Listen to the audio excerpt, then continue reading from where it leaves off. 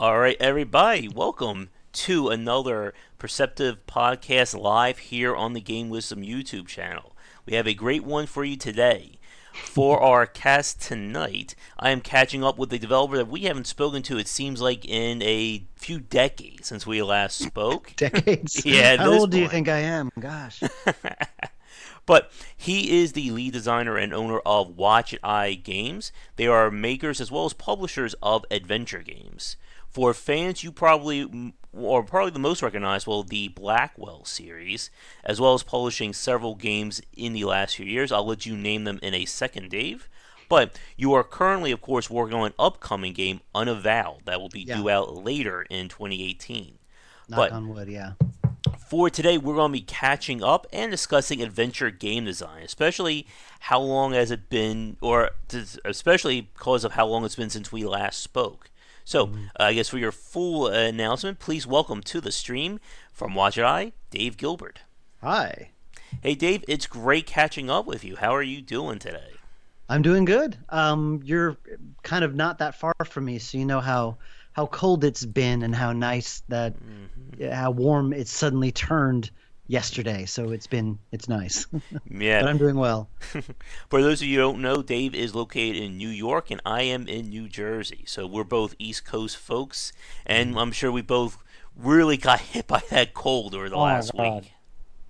Hmm. Hmm. And my friend and Game Wisdom site designer Ken is on, and he is loving you in chat right now. He's your. You want me to tell you that he's. Oh, my tell him he's my favorite game Hmm. designer. Well, thank you very much. Oh, Hmm. sorry, a favorite adventure game designer. He's very We need specific. that very specific caveat there. Thank you. Kenoji. Thank you very much. But as I said, Dave has been working in the adventure genre now for. Has it been at least? I know we spoke in, I think it was like 2013, maybe 2012, Mhm. but I know that Watch Eye has been around longer than that, right? Yeah, well, around I started in 2006, Mm-hmm. so it's been 12. This is my 12th year, Whew, which is boy. crazy, but I yeah. know. It's always fascinating when we talk to developers who have been around for a very extended period of time. A Mhm. few weeks ago, I had a chat with Cliff Harris and Jake Brigette of Tech Games and Gray Alien. Hmm. And Yeah, I uh, know Jake. yeah, Jake's been doing it, I think it's been at least like over like 2 decades at this point, maybe even be Yeah, he did a around there. yeah, what was Shadowhand was his recent game. He's been doing Hmm. like the Big Fish casual games for a very long time, and he's trying to, segue out of that, it seems. But yeah, no, I know Hmm. I've known Jake for a while. Yeah. And it was a lot of fun talking to him, but it's also very interesting to hear how much things have changed. And Yep. I will definitely be getting your opinion on that, Dave, in a few minutes. But Mhm. while I certainly know that Ken knows who you are, for the folks watching this right now, either live or recorded, who may not know what Watch Eye Games is, can you Mhm. talk a little bit about your background and just kind of give, like, I guess, a little bit about what kind of games you like to make? Oh, sure. Well, my name is Dave. I'm a native New Yorker. I make point and click adventure games. I've been making them since 2006. Started with a little game about a rabbi called the Shiva, and made a five-part game called Blackwell, which wrapped up in 2008. I've published a lot of games. We Let's see how many. I guess we've done about 15 games altogether, and we're working on our 16th, and that's called Unavowed. So that should be coming out this year. Hmm. I don't know how much more detail you want me to get into. I think that's good for right now. Again, we'll be All right. talking more about adventure game design over the course of our little chat today. Mhm. But like I said during our intro, besides working on adventure games, you've also done some publishing as well. Yeah, yeah. And what were some of the games that you published? I think one was A Golden Wake, if I remember right. Hmm. We have published, let's see, we published Gemini Rue, um, The New Guys, Resonance, Primordia, Puzzlebots. That was the first one we published. Hmm. Shardlight, well, yeah, Shardlight and Techno Babylon. And I'm almost positive I'm missing one, but I those are the only ones. We've made a lot of games Yeah. and we've published a lot of games. So yeah, I kind of pick up some other games and kind of get involved as like a producer, trying to get it made and get it out and that kind of thing. And so I do that quite often as a supplement to doing my own stuff. So I get the best of both worlds. I can be creative, and then I get sick of that. So then I help produce someone else's game, and then get sick of that, and I want to do my own thing again. So I go back and forth. So that's worked out well so far. Ludodrome says in chat he's been pronouncing it wrong. I will make sure I haven't butchered. Is it Watchet Eye or Watchet Eye? I call it Wadjet. Wadjet. I guess there's no real It's one of the correct things way. like Cthulhu. There's no real proper definition. Rhymes with gadget, I guess is the best way to put it. Yeah. When I started doing this 12 years ago, I never really thought I would go very far with it, and I just sort of came up with this name off the top of my head because I like the Egyptian symbol of the Wadjet Eye, never expecting that it would actually go somewhere. And 12 years later, I can't really change it now, so I'm stuck with it. And Ken in chat, of course, talking about the Blackwell series. And like I said earlier, that's probably one that Wadjet Eye is probably most recognizable for.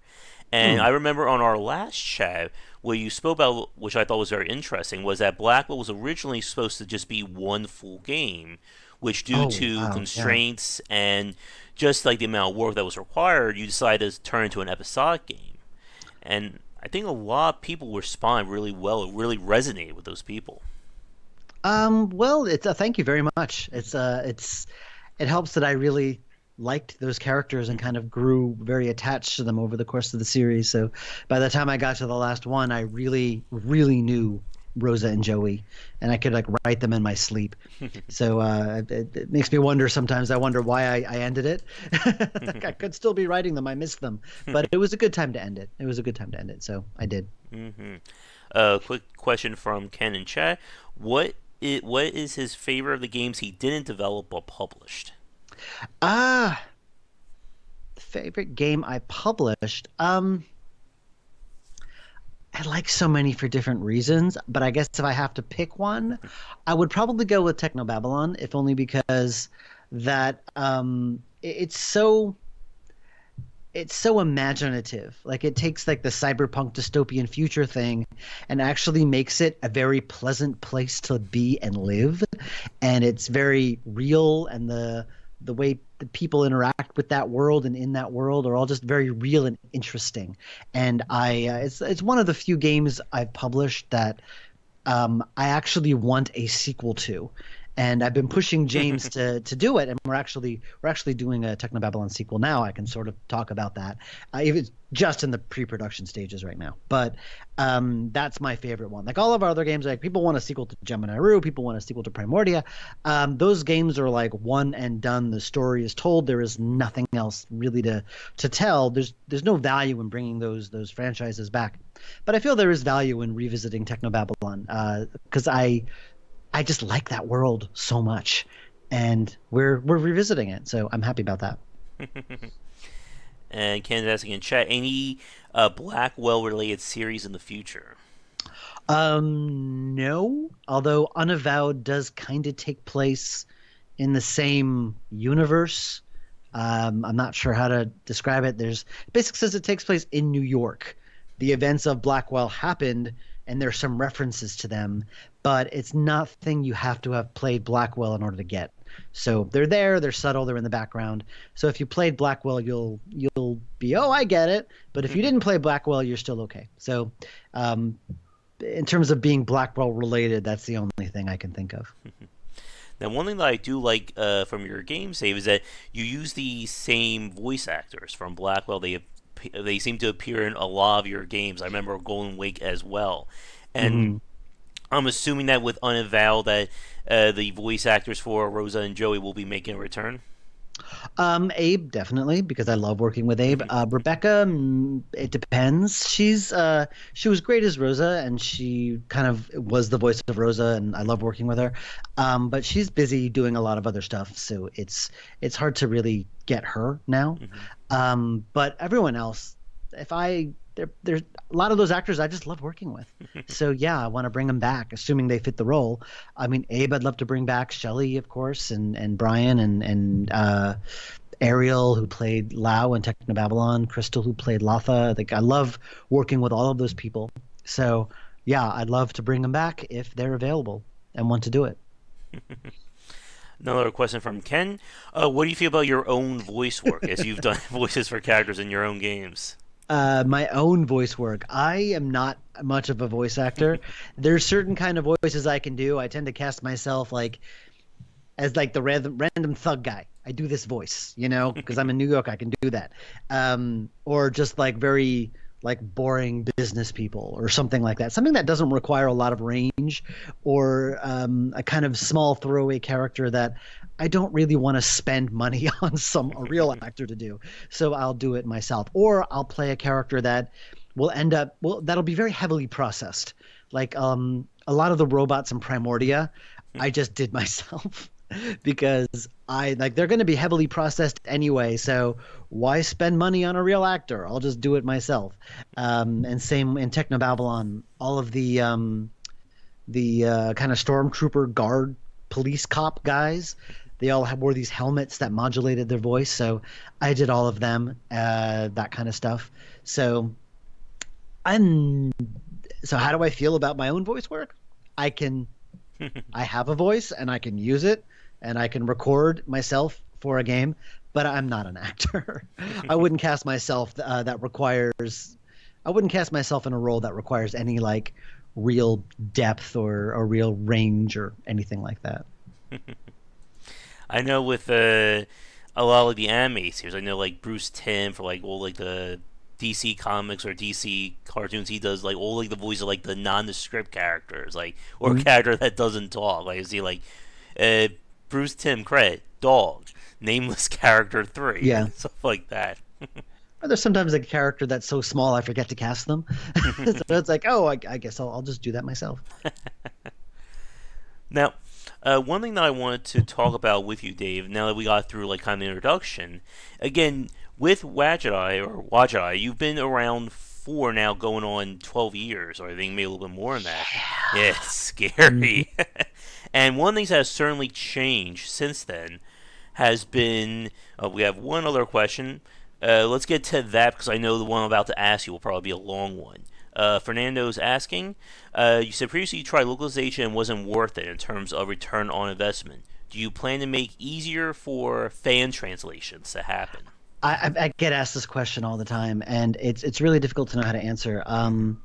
I wish I could translate everything to everything, but I'm pretty much one guy, and it's really hard to just even if it's fan Yeah. translated, there's actually still a lot of work on the programming end that needs to be done, and there's still a lot on the deployment end that needs to be done to get it to work properly. And I think the actual way of doing that is easier now. It's just that I'm just so busy working on my current game and I just don't have the mental energy to compartmentalize and say, okay, we're doing this. It's just another thing I have to pay attention to, and it's difficult. People tend to think I'm bigger than I am, or Wadjet is bigger than we are. We're tiny. I'm like one guy, and like I have one full time artist, and that's pretty much it in terms of full time staff. And so it's really hard to maintain all of these games, especially doing translations and stuff. It's difficult, and I just don't have the mental energy for it, especially since our one attempt at doing it just proved to be a dumpster fire. We spent a lot of time and money getting a German translation of Gemini Rue, and no one bought it, no one played it. So, and admittedly, yeah, the guys who did it maybe didn't market it and sell it the right way. This is true, but also the act of making it, even though we had a full company behind the project, there was still a lot of work that I had to do on the programming end, just because of the engine we use does not make it easy to do translations. Um, but what I'm thinking of is that I know I've been very precious about that, and I know that it's disappointed a lot of people. After Unavowed is done, and we're kind of like on since the next game is going to be a published project, like someone else is going to be working on it, and once like my involvement is minimal, I'm going to be looking into maybe opening things up and doing things like translations and stuff, just because I will have more time. So I'm not promising anything, but I'm going to try because I know this is something the fans have been asking for a very long time. And I know that there's some fan translations of Primordia, and that's great. They're kind of unofficial versions, but since I can't actually support them myself, I don't feel comfortable like making them official, like sell them off the website, sell them off Steam. So they're kind of unofficial patches and they're great. But I can't like take those on board myself because I don't have the mental energy to support all this stuff. But I'm hoping that I'll have the mental energy to look into it once Unavowed is finished, and I will have a little bit more time on my hands. So I'm not saying we will do it, but I'm not saying we never will either. So there's that. I know it can be very tricky to do translations like that or localizations depending upon the amount of words that go into a game. I know Yeah. when I spoke with, I think, Lars, who said of Defender's Quest, I remember it took him Oh, a very yeah. long time to get localization to the various countries and just the various languages around the world. Yeah, it's not as easy as you think. It's not a matter of just taking a document and translating it and you're done. There's actually a lot more, at least with AGS, that Hmm. needs to be done. And it's almost like the more words you have, ironically, it becomes less and less Hmm. worth it. It's like the less of a return you get because you have to spend so much extra time getting it done that by the time it's done, most of the a lot of the folks in the target area have played the English version already. It's only really the best time to do it is at launch, and that's just Hmm. completely impossible for me. I just can't do it. I know I once spoke to the Hmm. guys from Pendulo who said their biggest mistake was doing like 10 languages at launch. It nearly bankrupted them. And my phone's ringing. Sorry, I am going to mute that. They said it nearly bankrupted them getting all of those translations out, and it wasn't worth it. And so, I'm very aware of that because these games basically support my whole family, support a whole life, and I could be wrong about everything, but at the same time, I don't want to risk that. I'm not going to, Hmm. yeah, I could be wrong, but do I just want to go out and risk it just because? Just to increase sales by maybe a little bit. It's hard to say, but it's something I want to look into a little bit more because I do know it's something the fans have been asking for a lot. Every day I get requests from people who want to translate the games for free, and I'm like, look, it's awesome that you want to do it, but there's a lot more than you think, and I just don't have the time or energy. So yeah. Hmm. Another question Ludo Drome's asking: what do you look for in projects you choose to publish? Um, there's no rhyme or reason, and it really depends on my free time and what I like or the developer's reputation. It's an instinct thing, really. With Primordia, I took one look at it and loved it. With Resonance, I love the look of it, and I also knew the developer very well. Techno Babylon, I love Cyberpunk, and I loved everything about it. And also, when I found those games, I was also kind of in that in that phase where I was sick of working on my own thing, and I wanted to work on producing someone else's project. The thing about me in publishing is that I am not a hands-off developer, a hands-off publisher. This is very businessy of me, but I'm very conscious of like my brand. So I will be involved with your project. I will insist on changes, and I will insist on like, I will get my hands in there. And some developers are cool with that. Some aren't. So um, Hmm. being willing and flexible and able to work with me in that way is also a key factor in me publishing you. Also, usually like I need to know you. I need to know I can work with you because I this is you know there are easier ways to earn a living. I do this because I love it, and if I'm not enjoying working on your project, then I don't want to work with you. Yeah. So there's that. I think it's very interesting because I spoke with Cliff Harris, who does publishing through Positech. I think his style may be a little different. Maybe one of these days I should get both of you on. We can have like a indie game developer slash publisher chat. Cliff is a lot smarter than me. He is. I'm kind of amazed at just everything he's built and everything he's done and how he does it. Like he was, um, he just studies marketing and numbers, and he looks at data and really, really figures things out, and he kind of takes that knowledge and puts it into the games he publishes, and it's kind of he's kind of amazing that way. I am not that guy. I am not a businessy guy, which is why maybe I'm not the best publisher in the world because I'm not really much of a business guy. But when it comes to like the production process and getting it done and getting it out, I'm good at that. I get stuff done. So that's what I bring to the table as a publisher. My experience in making these types of games and finishing these types of games. Cliff is just in terms of being a business owner, he's light years beyond me. So yeah, that actually would be a really interesting conversation, but most of it would just be me feeling very inadequate next to him. And from our last chat with Cliff, he's also really good. We have a whole discussion on grammar at one point. We almost turned the podcast into a little grammar talk too. What? You never know what's going to happen in these Let's things. see. Yep, looks like we have a few more questions. Do you see the questions from Joel? I see. Here's a question. Do you think that engines are catered specifically towards adventure games can sometimes hinder innovation in terms of gameplay in the genre? I mean, it's hard to say. I mean, I use Adventure Game Studio, and it's geared to make this specific type of game. If I wanted to make a different type of game, I would be using AGS in the first place. So it doesn't hinder me at all because this is the type of game I specifically want to make.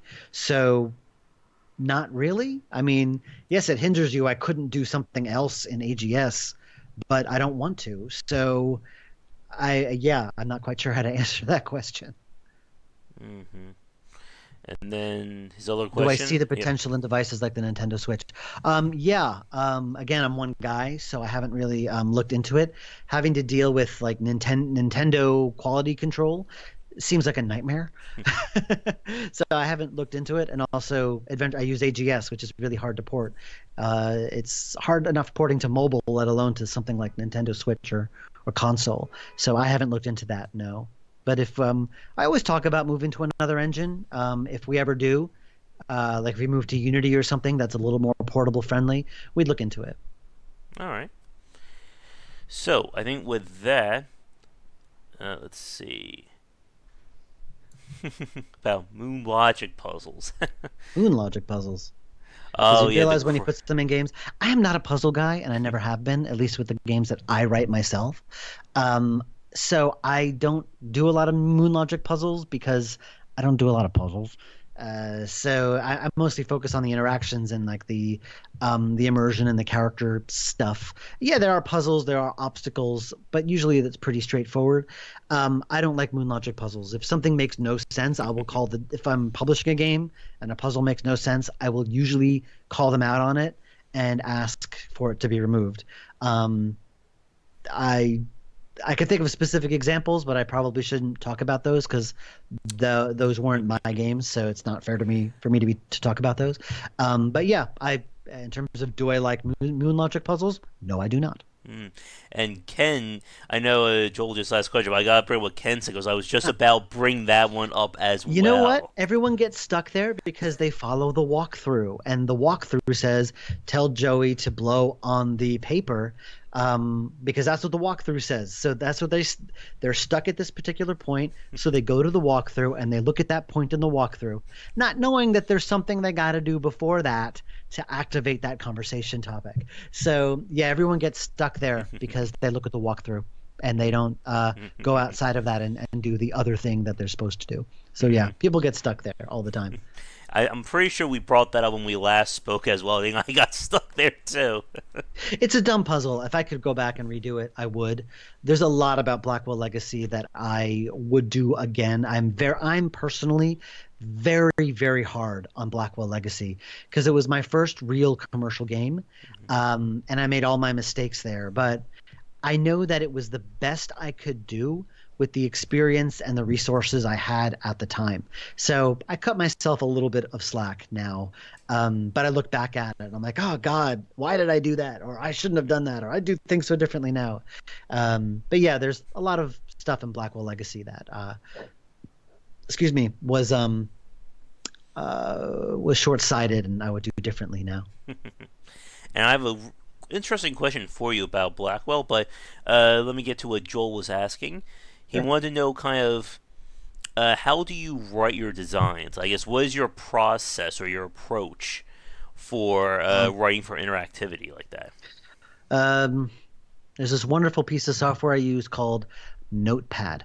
It's great. I just type forever, and or I use a notebook and just write random stuff, and until like just something coalesces and I cobble a design out of it. I know that um, it's not a very professional way of doing it. I know that some developers have flowcharts and diagrams and Excel sheets and like, puzzle dependency charts and all this stuff. And I don't do that, honestly. I just kind of just cobble things together and hope it works out. And usually it does. There's no rhyme or reason to how I work. I kind of come up with a schedule and then I throw it away because I never follow it. Uh, but yet somehow I've managed to get 15 of these out the door. So, yeah, I'm as surprised as you are. So there's no real method that I use. I just sort of think and stare at the screen and bang my head against walls and kind of hate myself until I finally have something workable, and eventually it gets made. So yeah, that's not really the answer. I would not recommend this to everyone. It works for me, and that's how I've done it so far. Ken says he still loves you though, even though he got stuck on that Thank you. puzzle. Yeah, and I know when I spoke with Ron Gilbert and Gary Winnick, who did Thimbleweed Park, they had their own they had their own strategy, or their own philosophy for how they design their puzzles. Yeah. It's I very know they, interesting. they I think Ron Gilbert wrote about puzzle dependency charts and Hmm. it all makes sense. It's all great. But his game Thimbleweed Park is really based on the puzzles. My games usually are not. So puzzle dependency charts wouldn't work that well for what I do. I tend to focus on like the story and the narrative and how you get through it and how you kind of uncover stuff. Like I find that I find it more I focus more on uncovering, like discovery, Hmm. going into a place and discovery, discovering the story, discovering who the characters are, discovering what's going on, and how to specifically guide you through that to kind of like gate off certain areas of the world, kind of like what Gone Home does, how it kind of gates off certain areas of the house so you uncover the story in a very specific way. It does a lot of Hmm. clever things if you've played Gone Home, and I do that too. So that's kind of my philosophy when I design my game worlds and how you uncover the story. It's kind of the most rewarding way to go about doing it is what I think of a lot. Hmm. Yeah, and that focus on narrator, I think, has been a really strong suit with Wadjet Eye, especially again with the Blackwell series. And Thank you. that was the question that actually brings me to the question I want to ask you, Dave. As we said, Sure. when you originally came up with Blackwell, it was supposed to be this one massive game, but again, due Mhm. to technical limitations and such, it was broken up. If you Not really technical limitations. It was just or I had no money to yeah, work with. I had like no experience making these games, and I really didn't have any. I I had no plan or really no like stated like business or like roadmap to how I was going to do this. hmm I just started splitting off the games. And it ended up being a lot bigger than that original game that I had in mind. If I had made that one big game, it wouldn't have been any good. When I look back at that design, it's horrible because I got better as a designer the more games I did. So I think Blackwell became, I think if I released that one big game by itself, it would have taken years. No one would have liked it, and I would have gone broke, and I would not be here today. So I'm glad I did it the way I did. all right. So I think that may have answered my question, but just to clarify, I was just wondering if you could go back or take what you learned now. Do you Hmm. think the Blackwell series or the episodes, do you think that could work as one long narrative now? Or do you think at this point it just fits that episodic design? Not, it wouldn't work in the same way. I don't think it would work in the same way because I think the gaps between episodes Hmm. really helped in kind of bringing you closer to the characters because it's interesting how I noticed this with the Telltale Monkey Island series. They did something very interesting where it's like there is this character named Morgan Le Fay, and she has maybe 5 minutes of screen time throughout the first two episodes of the series. And then the third episode, she's there and is a major character, and her and Guybrush are talking like old friends and joking with each other. And because her presence was there for so long, just small little bits through each episode, but because she had all that time to sit in your head between episodes, you kind of it felt like she had been around for a long time. And so it kind of played with your head a little bit in that respect. And I think with Blackwell it did the same thing, because like Madeline, for example, the character of Madeline was barely in the games, and she's a major part of the last one, and no one really thought that was weird, but because her presence was there throughout the series, even if her actual screen time was very very small, then like people like she felt like a major part of the series even though she wasn't. So I think the episodic series worked really really well for Blackwell. It turned out to be the best way that story could have been told. If not because like there were a lot of issues with the episodic format, because there were a lot of backstory details that I realized were bad or didn't work, but only I didn't realize that until I had made like two or three games, and I had to like retcon a lot of stuff and change things, and it's kind of a bit of a patchwork in places, but it wasn't really an issue for people because the backstory and the big meta narrative was never the focus of Blackwell. The focus of Blackwell was always the characters and the individual ghost stories and the catharsis and emotional closure you got from all of those. And that was always the focus of Blackwell. So no one ever really was bothered by the backstory maybe having a lot of plot holes and stuff. No one really cared about it too much. And for that I'm very happy. So Yeah, and a question from Joel. He just wanted to ask you about how challenging it is to price a game, especially when you're designing for a very short playtime. uh I don't know. It's I've kind of had a little bit of schizophrenic pricing.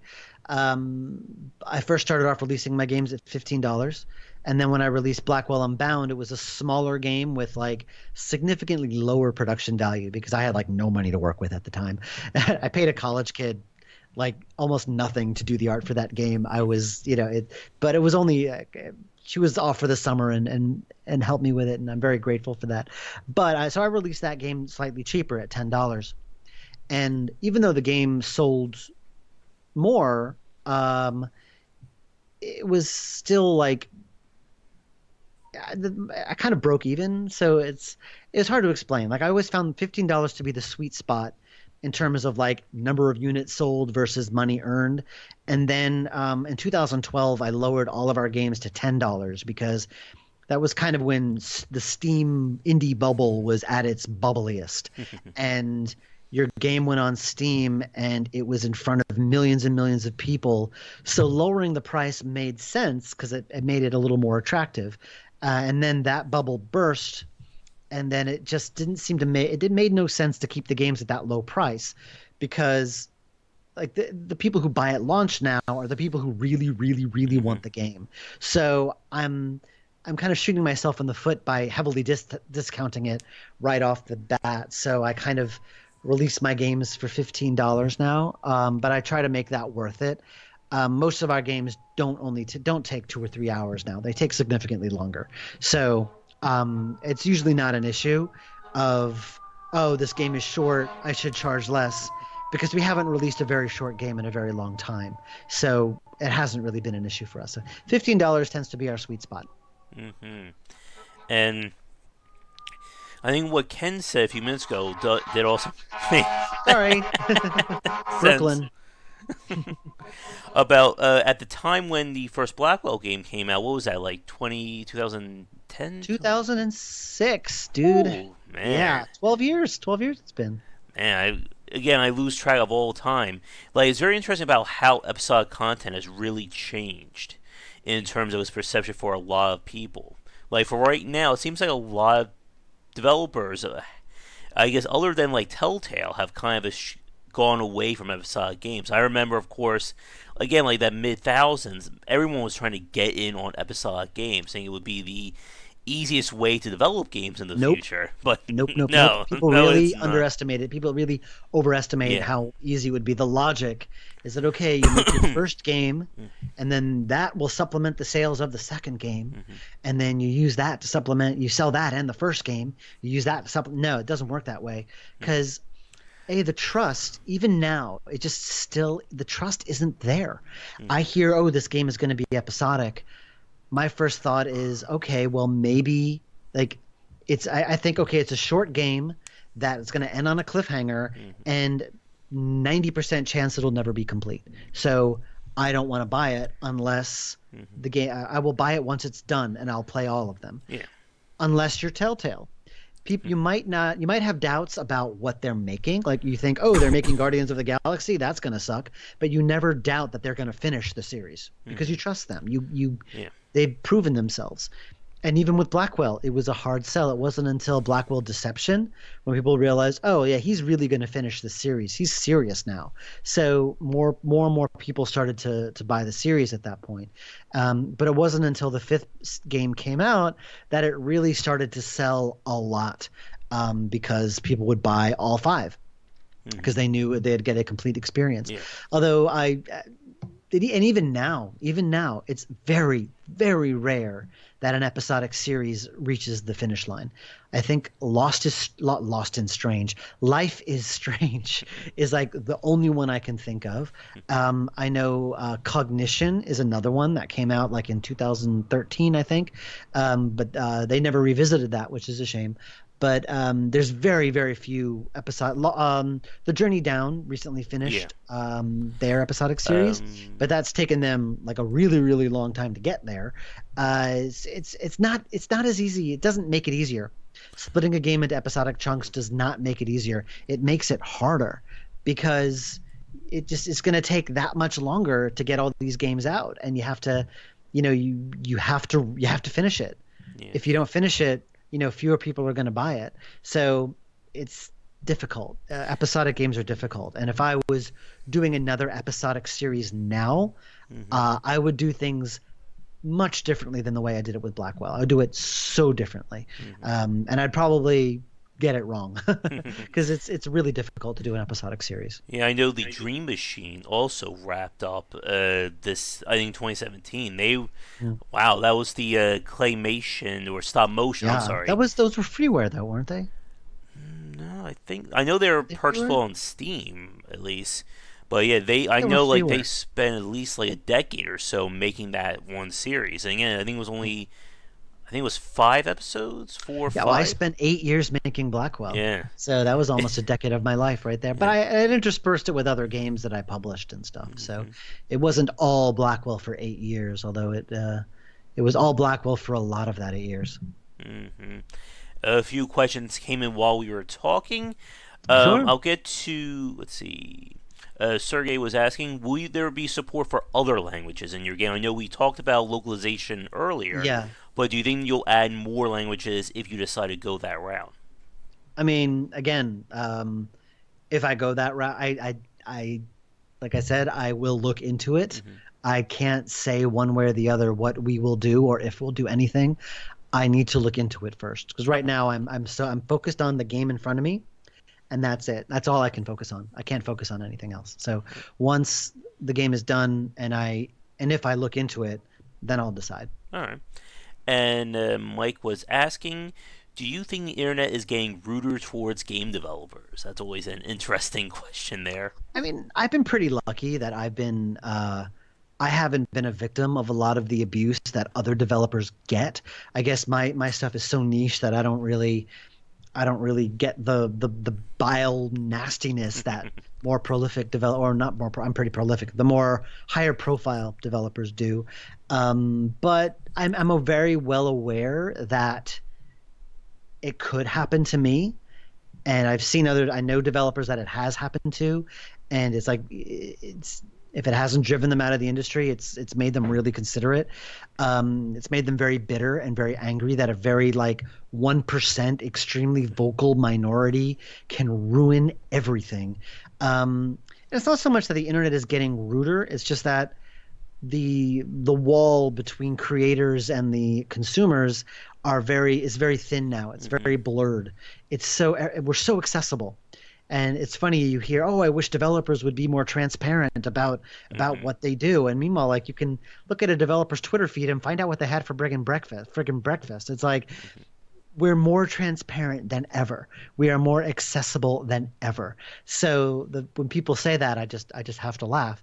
I don't know. I think yeah, I think that rudeness is there, um, and it's pretty horrible when it happens. It's very horrible when it Hmm. happens, but I think it's just. I do think I don't want to say you just have to deal with it as a developer. I think that's a real that's very kind of dismissive of the people it happens to. I don't think you should have to deal with it. I think that a lot of the moderation on like Steam forums and other things, I think like these companies could take a much stronger step in curtailing a lot of that abuse. But they choose not to, and I think that kind of sucks. I think Twitter could do a lot to curb abuse, then they choose not to. I think yeah, like a lot of these abusers are going to sneak through anyway, and yeah, you have to take steps to do self care and not read the comments if you can avoid it. Mute people who bother you. If certain questions give you anxiety, just choose not to answer them. It's okay. It's okay. You don't have to be so accessible if you don't want to be. Um, so, yeah, it's definitely there. How it affects you is really up to you. Um, I'm glad that I have not had to suffer the brunt of it yet. Um, so I can't really answer the question so well. I say I can't really answer the question despite having tried to answer it for the last few minutes. Hmm. Um, I honestly think yes, actually. I think that there's a lot of entitlement out there, and a lot of that is directed at the developer, and a lot of it is out of the developer's control. Um, so yeah, I think remembering that developers are people is a thing more people should do. Hmm. I don't I'm know if in. that made any sense at all. My feelings about it are kind of muddled and schizophrenic as a consumer and a developer. Hmm. So I kind of see both sides. Hmm. Again, it's always a very interesting topic, especially as you said, Dave, with how much things have become more and more transparent over the last decade. Especially, again, by the fact that I'm sitting here talking to you is a very good example of that. But Mm. it has become very easy to get in touch with developers, especially with indie developers. As you said, See, with Mike says good words. Thanks, Dave. I'm glad it made sense to somebody because I'm not sure I made sense to myself. I was just kind of babbling. but as I was saying, because of the fact that you can actually just email an indie developer these days, indie Hmm. developers really become brands onto themselves. With contrast to a major studio where you email them and you'll get, PR person number 5 in their department to try and Yeah. reach game developer 3 of their team. I'm pretty accessible on Twitter and social media. I love talking to the fans about my work and about games and stuff like that. I keep things fairly positive. I try not to like spew a lot of negativity on my social media feed if I can avoid it. I try to avoid politics. If you follow me closely, you can kind of guess where I lean politically, but I don't make a big thing of it just because I know where that can lead and I don't want to go there. So yeah, I think I tend to avoid a lot of that stuff as a Hmm. result. Yeah. I think I'm the same way as well, at least when I'm on social media. But we are now just about 50 minutes in. It seems like we just started talking. And, oh, and for those of you who don't know, I'm still recovering from a cold, so I'm sure my voice will be cutting in and out as we're talking. But to get back to my question, or to hopefully segue into this question regarding adventure game design Hmm. and kind of how things have evolved. So, I guess the first thing I want to ask you, Dave, again, it's been like 4 or 5 years since we last spoke, probably even more than that. I guess for you, have there been any new adventure games that you've played over the last few years that really, like, you really enjoyed or really inspired you in terms of your own design? Let me think. Weirdly enough, I really got into I don't know if we talked before or after this because this was about 4 years ago. I really became obsessed with the Ace Attorney series. Uh, And I know that seems like a very odd thing to bring mhm, up, but just what it does narratively is so fascinating that I just became obsessed with trying to analyze this series because like mhm. it's goofy and wacky and it's got all this cartoon craziness, but like under the hood, there is so much going on in terms of how it structures Yeah. all of its individual cases, and it's kind of amazing when you really try to figure out like everything. And I was very inspired by that. It's just the actual act of it takes the actual act of discovery and figuring things out. It's like when you spot a contradiction and you like choose the item that discovers it. It's like the actual act of figuring it out yourself moves the story forward. Hmm. And so it becomes very satisfying that way. And I know with my adventure games, I noticed like when, especially the early Blackwell games, where I had the notebook interface where you combine two clues together. The problem with that interface is that it always, the player always figured out that connection first. Like, oh yeah, these things two, these two are, that there's a contradiction there. Oh, this person must be lying. So they go to that person, and that there's no option to accuse them of lying because in their head they've already solved the puzzle, they've already figured it out, and that extra step of connecting those two clues just seems like they don't make that connection, they don't Hmm. think to do that. And I noticed that was a big problem in the early Blackwell games, and playing Ace Attorney they actually figured out how to do that right, and I'm like, wow, that's brilliant, why didn't I play Ace Attorney before that? So that was a big inspiration. What else? Let's see. I Sergey really asked, "Did you like Thimbleweed Park?" I guess that Oh, could maybe Thumbelina, help. yeah, I liked it. I played it early last year. Yeah, I liked it a lot. I liked it a lot. It had a redhead nerdy girl and a blue ghost. So of course I liked it. But no, yeah, I liked Thimbleweed a lot. And but, I mean, other games I've been inspired by. I'm trying to think. I'm usually don't get inspired by other games so much as like other like works of media and like film and television and comics and just media I consume. I get inspired by it. Um, oh man, I feel so pretentious. Like I can't think of anything that inspired me. No, it's all me. I'm sure there's a ton of stuff, but I just can't think of it. I really enjoyed Franbo. I played that last year. It was one of the.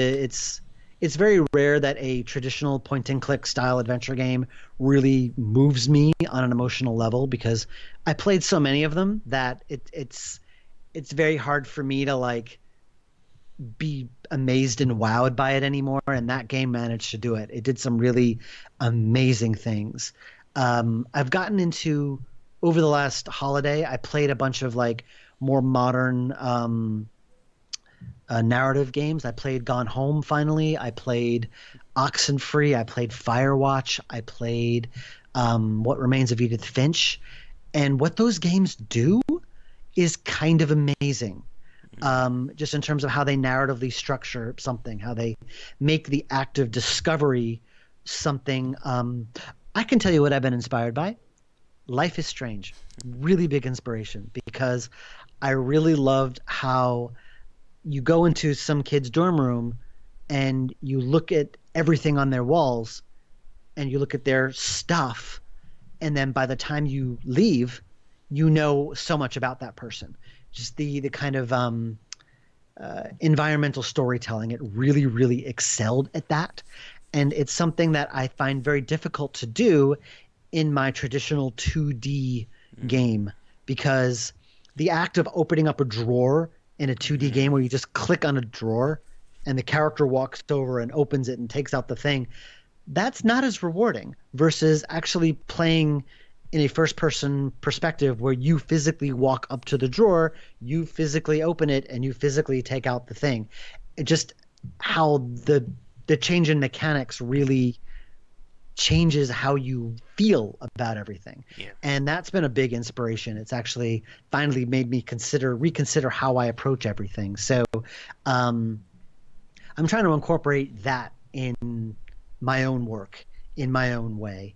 Um, we'll see how successful I am when you've played Unavowed. Mm. I've been playing Prey, the 2017 Prey, these last few days, and I heard that that was good. I haven't environmental. played it. Yeah, it's very interesting. I need to write more about. I've been talking with Oscar about it on Twitter and our private Discord because it's just a very polarizing game, and hell, we could probably spend like an hour just talking about that if we wanted to. But the environmental storytelling in that game, I thought really impressed me. Again, as you said, Dave, it's very different when you're looking at it from a 3D or a first-person perspective compared to a 2D. In a game like that, just like the detail they put into that world, it just Hmm. pulls you in. Like the only other games I think of that really go that far would be other titles from Arcane, and of course, most famously stuff like Bioshock, Hmm. Bioshock Infinite, System Shock, and the like. But it's very tricky, I think, to do environmental storytelling well. You mentioned Yeah, Go Home. I've gone home. There we go. A few gone minutes home. ago, and that's another really good example where you're just kind of there to like again like tie or trace things to each other, figure out what's going on. And you Hmm. mentioned that with Ace Attorney as well, that it's not so much about going A to B, but it's about what's in between A to B that really makes you very interested about what's happening.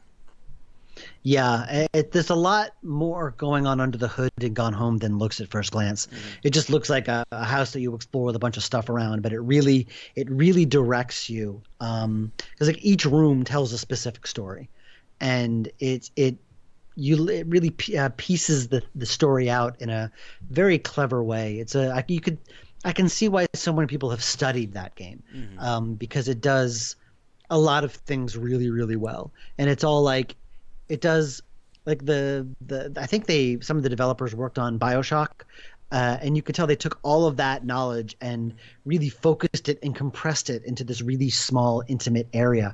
And it's really interesting. It's sort of what's funny about like when I played Oxenfree, I played it over the holiday, and what's funny is the whole game is talking. The whole game is talking, and my way of I've always thinking, oh yeah, I gotta like edit my dialogues down. Like I wanna like I love writing dialogue, and I like edit it down because you don't want to be talking the entire time. All of Oxenfree is talking. The characters do nothing but talk, and it's fun, and I enjoyed it. And I'm like, well, maybe there's a way to make this work. And it was just really interesting, just sort of eye opening to see what could actually be done, and what actually could work, and how can I use this to approach my own stuff, because I'm always looking to do things differently and try new things. Like Unavowed, I'm doing a lot of things differently, and I think I've been reasonably successful in getting what I want out of it. So yeah, I've decided to play more games because I don't play enough, and I need to be, I want to see what else is out there. Mm-hmm. And speaking about It's funny. I dialogue, originally said, "Oh, I can't really think of anything," and then I yeah. listed like half a dozen games that I've been inspired by. So, And speaking about dialogue, I want to ask you a question regarding that. But Sergey asked regarding Thimbleweed, do you think you'll use that same kind of like retro pixel style for any of your games in the future? I mean, have you looked at our games? They all look like that. So, yes. I mean, we've upped our resolution from 360 by 200 to a whopping 640 by 360. Like we've entered 1994. So, I mean, will we use pixel art? All I can say is, have you been paying attention? I guess with that, going back to my question regarding dialogue in adventure games or just dialogue in general in games, one of the things I've always found that like frustrating me was that for a lot of games, it felt like it was very hard to sit through conversations in these games because they always feel very one sided. It's, like, how are you doing? I am doing fine, thank you. And it's just like that complete disconnect there. And it Hmm. always seems to be very tricky to make a conversation that feels organic. So my question for you, Dave, again, as someone who has written adventure games, and you've obviously have written a lot of dialogue over the last 12 years, I guess Hmm. what is your approach to writing a conversation to try to keep it engaging for someone to actually sit there and either read it or listen to it? Well, cut out what's not important is usually it. The redundant stuff. Um, like I remember there was a game I tested not too long ago where you have to dive into a pool. You click on the pool, and you see the character dive into the pool, and then a message pops up that says, "You dive into the pool." It's like, I just saw it. You don't have to say it, that kind of stuff. Or I think it was, I don't know what game it was, but a magic door appeared in front of the group, and then someone shouted, "Oh my God, a door just appeared in front of us." And it's like, yeah, we saw it. You don't have to tell me. I just saw it. So it's like cutting the stuff that's obvious, the stuff you already know. That's the first step in kind of streamlining dialogue. I want to learn stuff that I don't know, or I want to kind of or reinforce what I already know, or whatever. I mean and also it's like I want to like if there's a character there, I want to get to know them, and so character like dialogue that reinforces who the characters are and just sort of shows a relationship strengthening. The one thing I came to an interesting realization when I did some practice dialogues for Unavowed, and actually I got inspired actually by Assassin's Creed Syndicate, because it starred a brother and sister who were twins, and the opening dialogues of them talking and they're bantering and having fun with each other, but it was all just snark, like they were just insulting each other. And I'm like, they're brother and sister, like shouldn't they like each other? And I just suddenly realized like I think it's more interesting to see why characters like each other versus why they don't like each other. And so the most engaging parts of Blackwell, for example, are when they find common ground. And when I was writing, whenever I wrote a background banter dialogue for the characters in Unavowed, I would try to figure out like what is it that these two characters have in common, and how can they kind of work towards that thing so they come to some common ground and their relationship is strengthened. And that's kind of where I approach a lot of my dialogue. It's like, okay, how like here's where these two characters are coming from, and how can they meet, and how can they come to some kind of agreement. Whenever I wrote I didn't want it to be an argument. I didn't want it to be snark. I didn't want one character to win. I wanted both of them to learn something about the other person while they were talking. And weirdly enough, like I'm a big, like unrepentant, I'm a very cheap date when it comes to like superhero stuff, and I love the CW Arrow show, like the Arrowverse, like the Flash and Arrow and Legends of Tomorrow. And what I realized, what I really liked about it is that these characters like each other. And the best parts of these shows are when they're chilling out in a bar and talking and joking with each other and having fun. And it's like, I like these characters. I like seeing them have fun with each other. And I do that with my characters. I like having them be fun. I like lightening the mood and not having it be just snark and anger and everything. And even my favorite parts of The Witcher 3, there was this one great moment like towards the last third of it where, horrible things have happened. Everything is dark. And then they're like, let's have a snowball fight. And you have a snowball fight. You pick up snow and you throw it at Ciri or whatever her name is. And it's this like fun, lighthearted thing. And it really just connects you to the characters, and I love that stuff. And I'm kind of rambling here a bit because my thoughts on this are not exactly coherent. It's just instinct and stuff. So I to answer your question, what I do to make engaging dialogue, I try to I try to think of the dialogue as a way to get the player to like the character. I want you to, have sympathy for them. I want you to like them, and I want you to like to find reasons to like them. Yeah, I don't want them to, and I want you to be invested in the characters' relationships with each other, because that's also very important. I want you to get invested in that. So that's what I do. Chad is loving the snowball fight there, and I think Yeah. well, and that's a perfectly good segue. We could talk about the Arrowverse for like the next hour or so. That I could talk about the Arrowverse, sure, yeah. But getting back to what you were just saying, Dave, regarding again writing these characters and trying to build the relationships, I always really enjoyed Rosa and Joey. Again, how they grew over the course of the entire series. Thank you. I that was a big part of it for me too. It also helped that I personally got to know them very well over the course of the series, where I think when I was starting to write Epiphany, I didn't even know what the game was going to be about, or what real design was going to be, but I did have it in my head. I knew it was going to be in the wintertime and they were going to be out in the snow a lot. So just kind of to warm up, I would just write. I'm like, okay, they're out in the snow. Let's have a conversation. What are they talking about?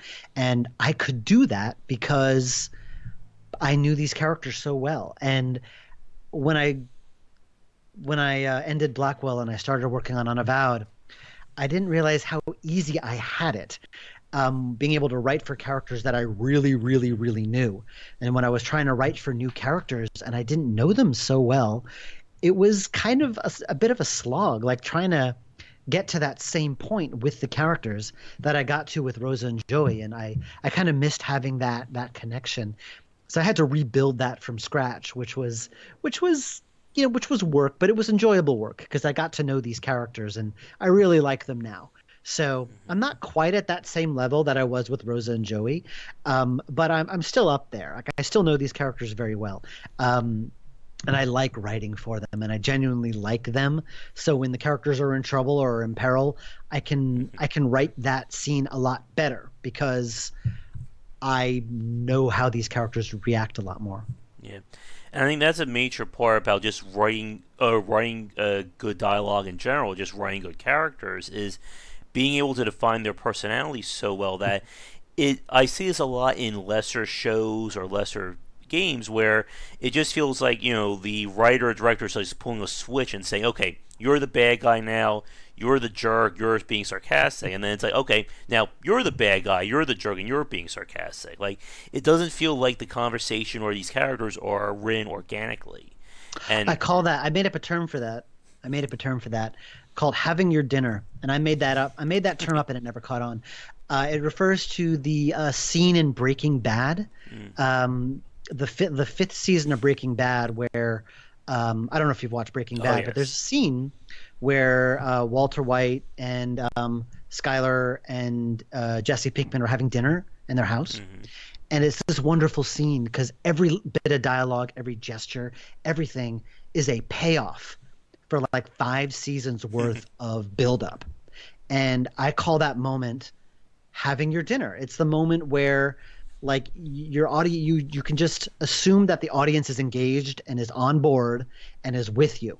And it can now all start to pay off. hmm And a lot of people try to have their dinner before they're ready for it, and it just doesn't work. And Blackwell Epiphany was kind of my dinner moment where I kind of at this point I had to assume that the audience was on board, that they were with me and I could take them places.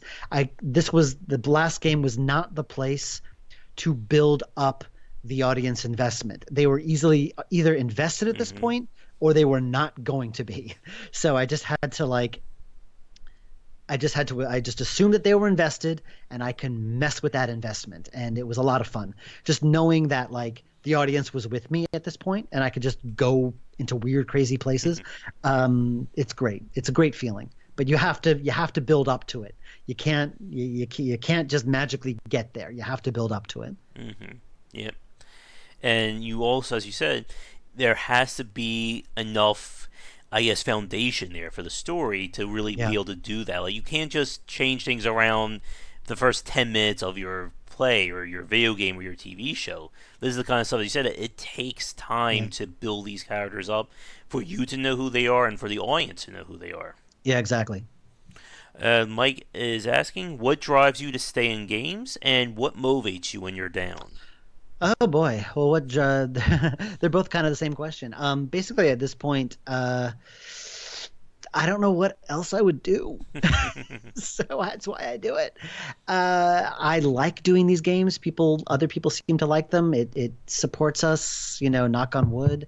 Things aren't necessarily easy, but I could think of more stable ways to earn a living. But I can think of few that are more satisfying. hmm What drives me is that I think I'm pretty good at it at this point. I've been doing it for 12 years and I know this one particular thing very well. So I keep doing it. And in terms of what motivates me when I get down, um, bills and mortgage is one thing. um, Honestly, what it's not so much what motivates me is that I have to treat it like a job. It's a job. Hmm. Like I can't Yeah.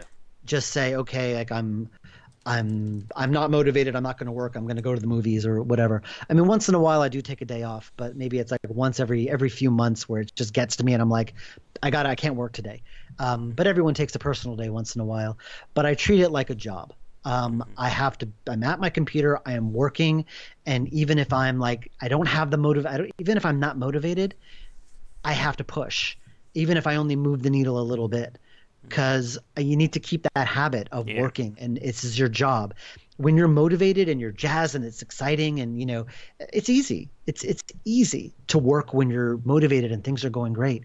But when they're not, Oh and yeah. the inspiration just isn't coming, and everything's a slog, that's when it becomes a job, and jobs suck. Yeah. Jobs suck, but that's when you have to do it, and you have to just drag yourself to your computer, or it used to be I drag myself to a cafe and just force it. Even if it sucks, you got to force it Hmm. because you can't get out of the habit.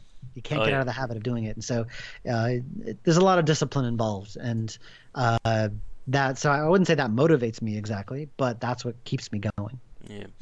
And I think the same with what I do with game wisdom. That there are days I don't feel like writing, or days I don't feel like making a video, but I gotta do it because if I don't do it, it's not gonna get done. And you Mhm. really need to keep yourself pushing. You gotta try and keep yourself to stay busy, or once you start to fall down that rabbit hole, it's very hard to climb back up. Yeah, yeah. I know that like the first Blackwell Legacy took me no time at all to design. And then I was trying to design the next one, which at the time was Blackwell Convergence. Um, I just it was so much harder for some reason. It was just so much harder. It just was not coming the way things used to. And Unavowed has also been a bit of a not a slog exactly. It's been harder to design because I think what when you reach a certain level, you've done it for a long enough time. You have your own theories and your own like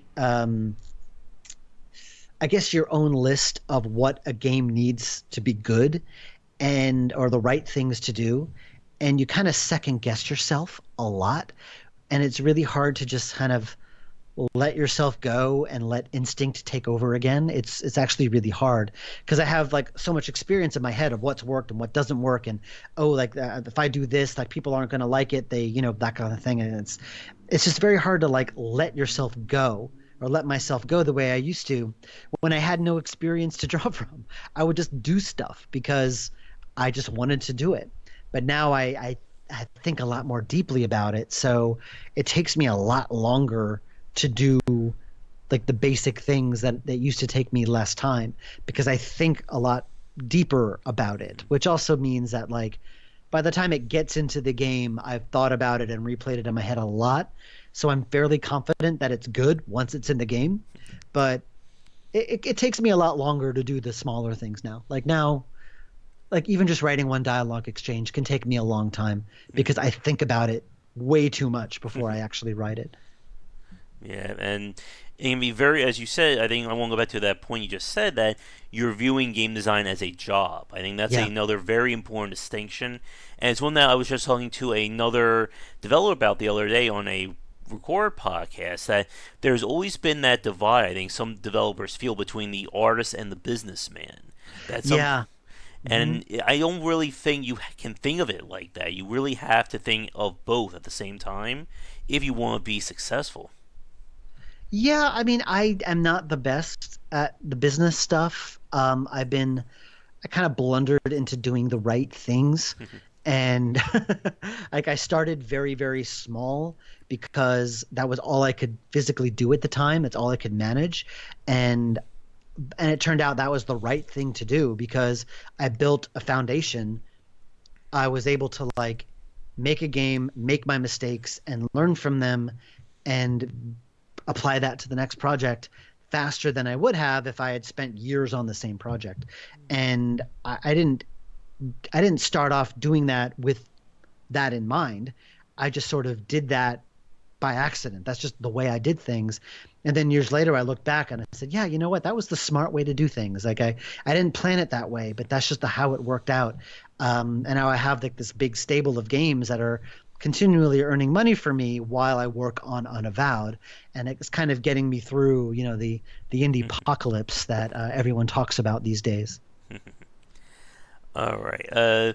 Last few set of general questions for you, Dave, Sure. and then we'll move on because I know we are just over an hour and 10 into our little chat today. Yeah. And I do want to get to talking generally about adventure game design and then a little bit about Unavowed for people who Sure. haven't heard the game. For those of you watching this right now live, we're going to shoot for, at this point, I would say we're going to shoot for at least maybe an hour and 45 for the cast, but if we start to hit 2 hours, that's going to be our probably a By that good. point, my voice will be shot. You won't be able to hear me anyway. So, My voice will be dead too, so it'll yeah. just be two guys just like horse talking for the rest of it. But that's going to be kind of our schedule. But here are the last set of general questions for you, Dave. Sure. Tommy Slaver, I think I'm hoping I didn't butcher that too much. Ask, when do you look back at, I guess, the quality of dialogue? Or I guess when do you, I guess, review what you've written? I think that's what they were asking. I mean, I consider I go through several passes. Like right now, when I first Unavowed is a little different than my previous games because I'm really like I used to just focus on I wrote the dialogue first and then programmed the game. I programmed the interactivity. Now I'm doing the opposite. I want to make sure that the interactive part is good and solid because I'm confident enough that I think I can write dialogue. I'm good at that. I know I can do it. So I kind of hold off on it. I do the interactive stuff first and put in very placeholder stuff like I am reacting to this or I am angry at you, and very very simple little things just as placeholder where I stick in the dialogue later because I know I can write the dialogue, and the interactive stuff is where I really kind of want the game to be better than my previous games. But whenever I write something, it's always going to be a first draft. I play it later and then I think, oh, this sucks, this is bad, this contradicts this, and I go back and I redo it, and then I consider the when I'm in the booth with the voice actors, that is where the final draft is because inevitably things always change. They say the words and I'm like, wow, that sounds really awkward out loud. Let's change that. Change this, say this instead or whatever. So I'm constantly changing the dialogue up until it's recorded. After that, it's set in Yeah. stone. I'm assuming that's your question. Tommy Slaver 7. Mm. I'm not I'm sure. hoping so too. Hopefully Uh, that answered your question. let's see. Sergey asked, was the in Gemini Rue was the shooting aspects taken from Police Quest? I mean, there wasn't really any shooting in Police Quest, so I mean, you shot your gun, but there was no real gun battles or anything. I didn't design or write Gemini Rue, so I can't answer that question. All right. So, with that, I do want to move on, and I just want to talk some of the things you've learned about adventure game design over the last 12 years, Sure. especially following the end of Blackwell and what you've been doing both in terms of publishing and designing games past that. Hmm.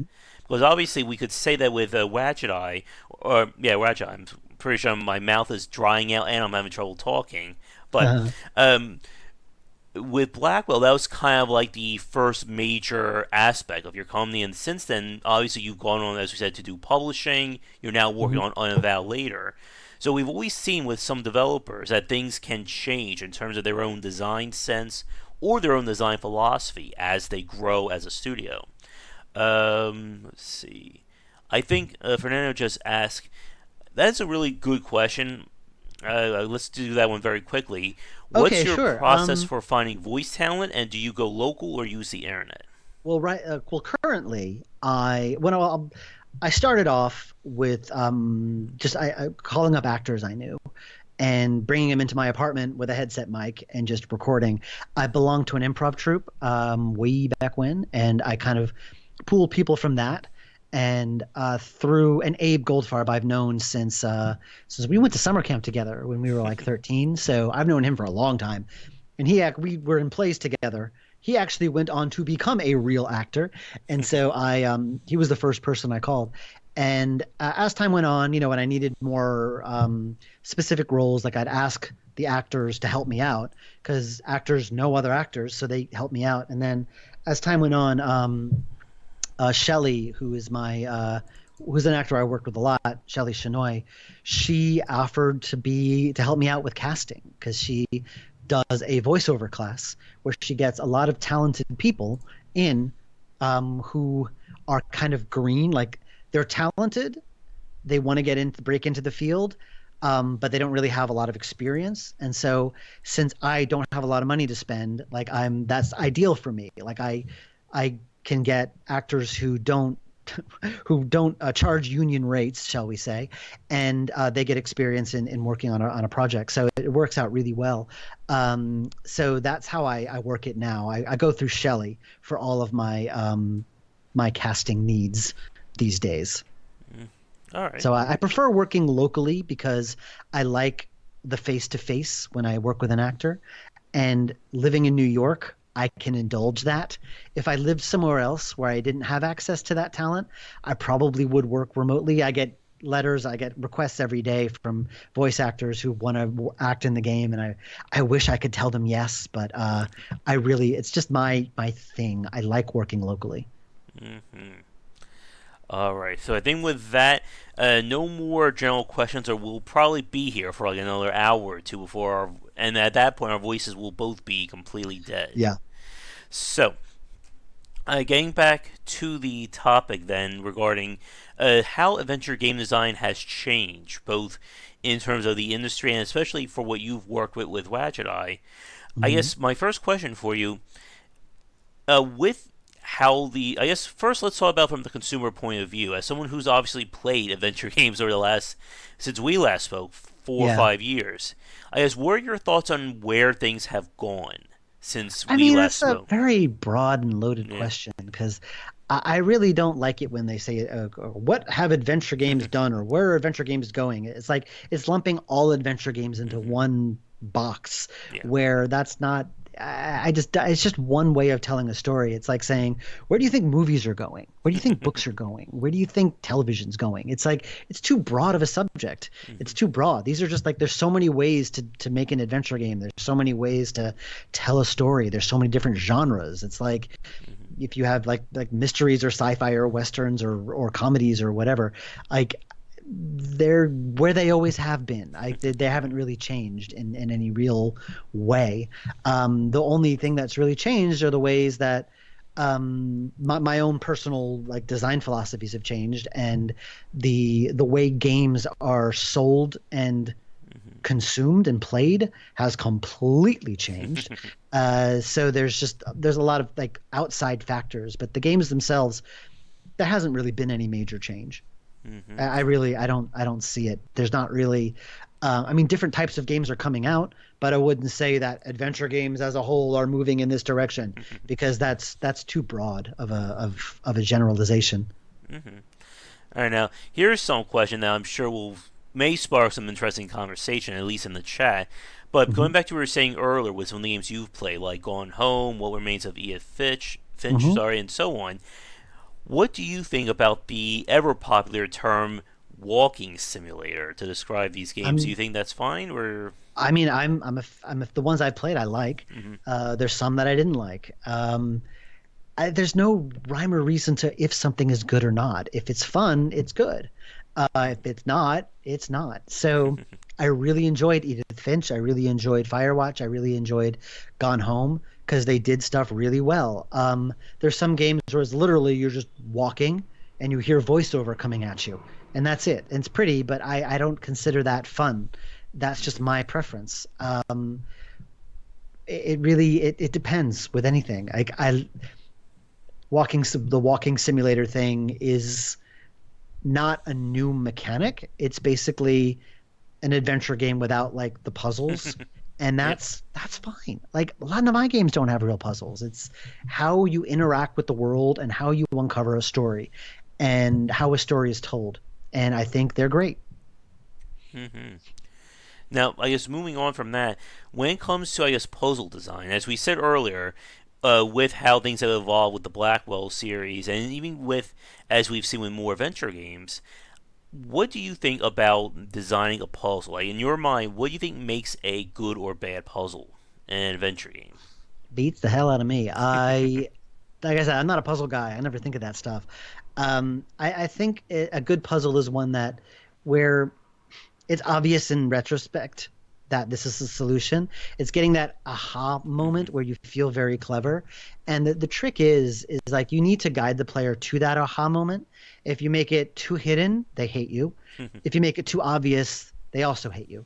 Yeah. And so that's why puzzles are very, very tricky and why adventure games can be very tricky when if everything is a puzzle. Not every puzzle can hit that sweet spot, Hmm. which is why my puzzles in these games can be very they can be very few and far between as a result because I'm not a puzzle guy, and so I focus more on real world obstacles that you have to think through in a logical way. Like in I think Blackwell Deception, you need to find someone's cell phone, and I remember a lot of people got stuck there for some reason.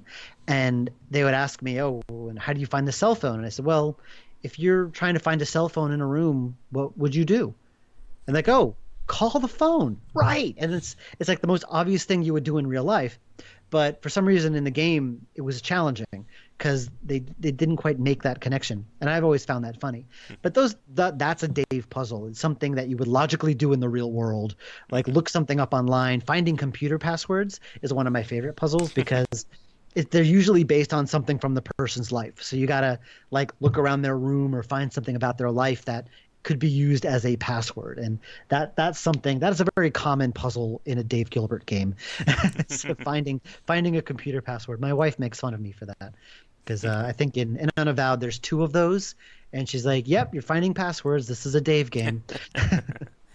And I think I do prefer those kinds of puzzles as well, Dave, where it feels like it fits into the environment. Like it's something that's going on in this world that you're trying to solve, rather than games that will just kind of all of a sudden like, oh, there's a music-based puzzle, or here's a Towers of Hanoi puzzle just out of the blue. Like it's just a puzzle there to stump you rather Those are than lazy. Those are if it's yeah. just like a sudden, I think Richard Cobbett calls them the elder puzzles, like stuff you'd find in like an activity book or Hmm. something, like called the elder puzzles, the Tower of Hanoi, or Hmm. a sliding tile puzzle. It's just there to pad things out, and there's no real reason for them to be there except to say you have a puzzle. And I consider those lazy. Mm.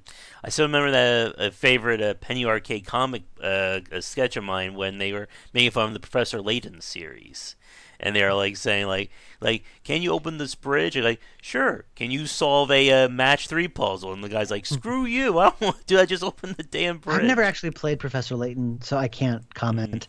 I'm told that they're actually a little bit more clever than that, but I don't know. Now I guess moving to another part about adventure game design. Hmm? I guess one thing that has been very interesting to track and has been the overall sense of difficulty and pacing that's gone like it's kind of like ebbed and flow with adventure games. I mean, talking about like back in 2006, that was kind of like right around the start of Telltale, back when they were doing like the Sam and Max games, Bone, and the like. And we've certainly have seen the adventure genre again wax and wane in terms of what they want to do in terms of puzzles Yeah. and just the overall, I guess, difficulty of these games. So I guess for you, Dave, when you think of an adventure game, do you like them to be on that harder side, or do you like it to be more or less something that anyone can really like get into and play? I feel that if you want to tell a story, you should tell the story. Like I said, I'm not a puzzle guy. Hmm. It's not necessarily I prefer my games easy.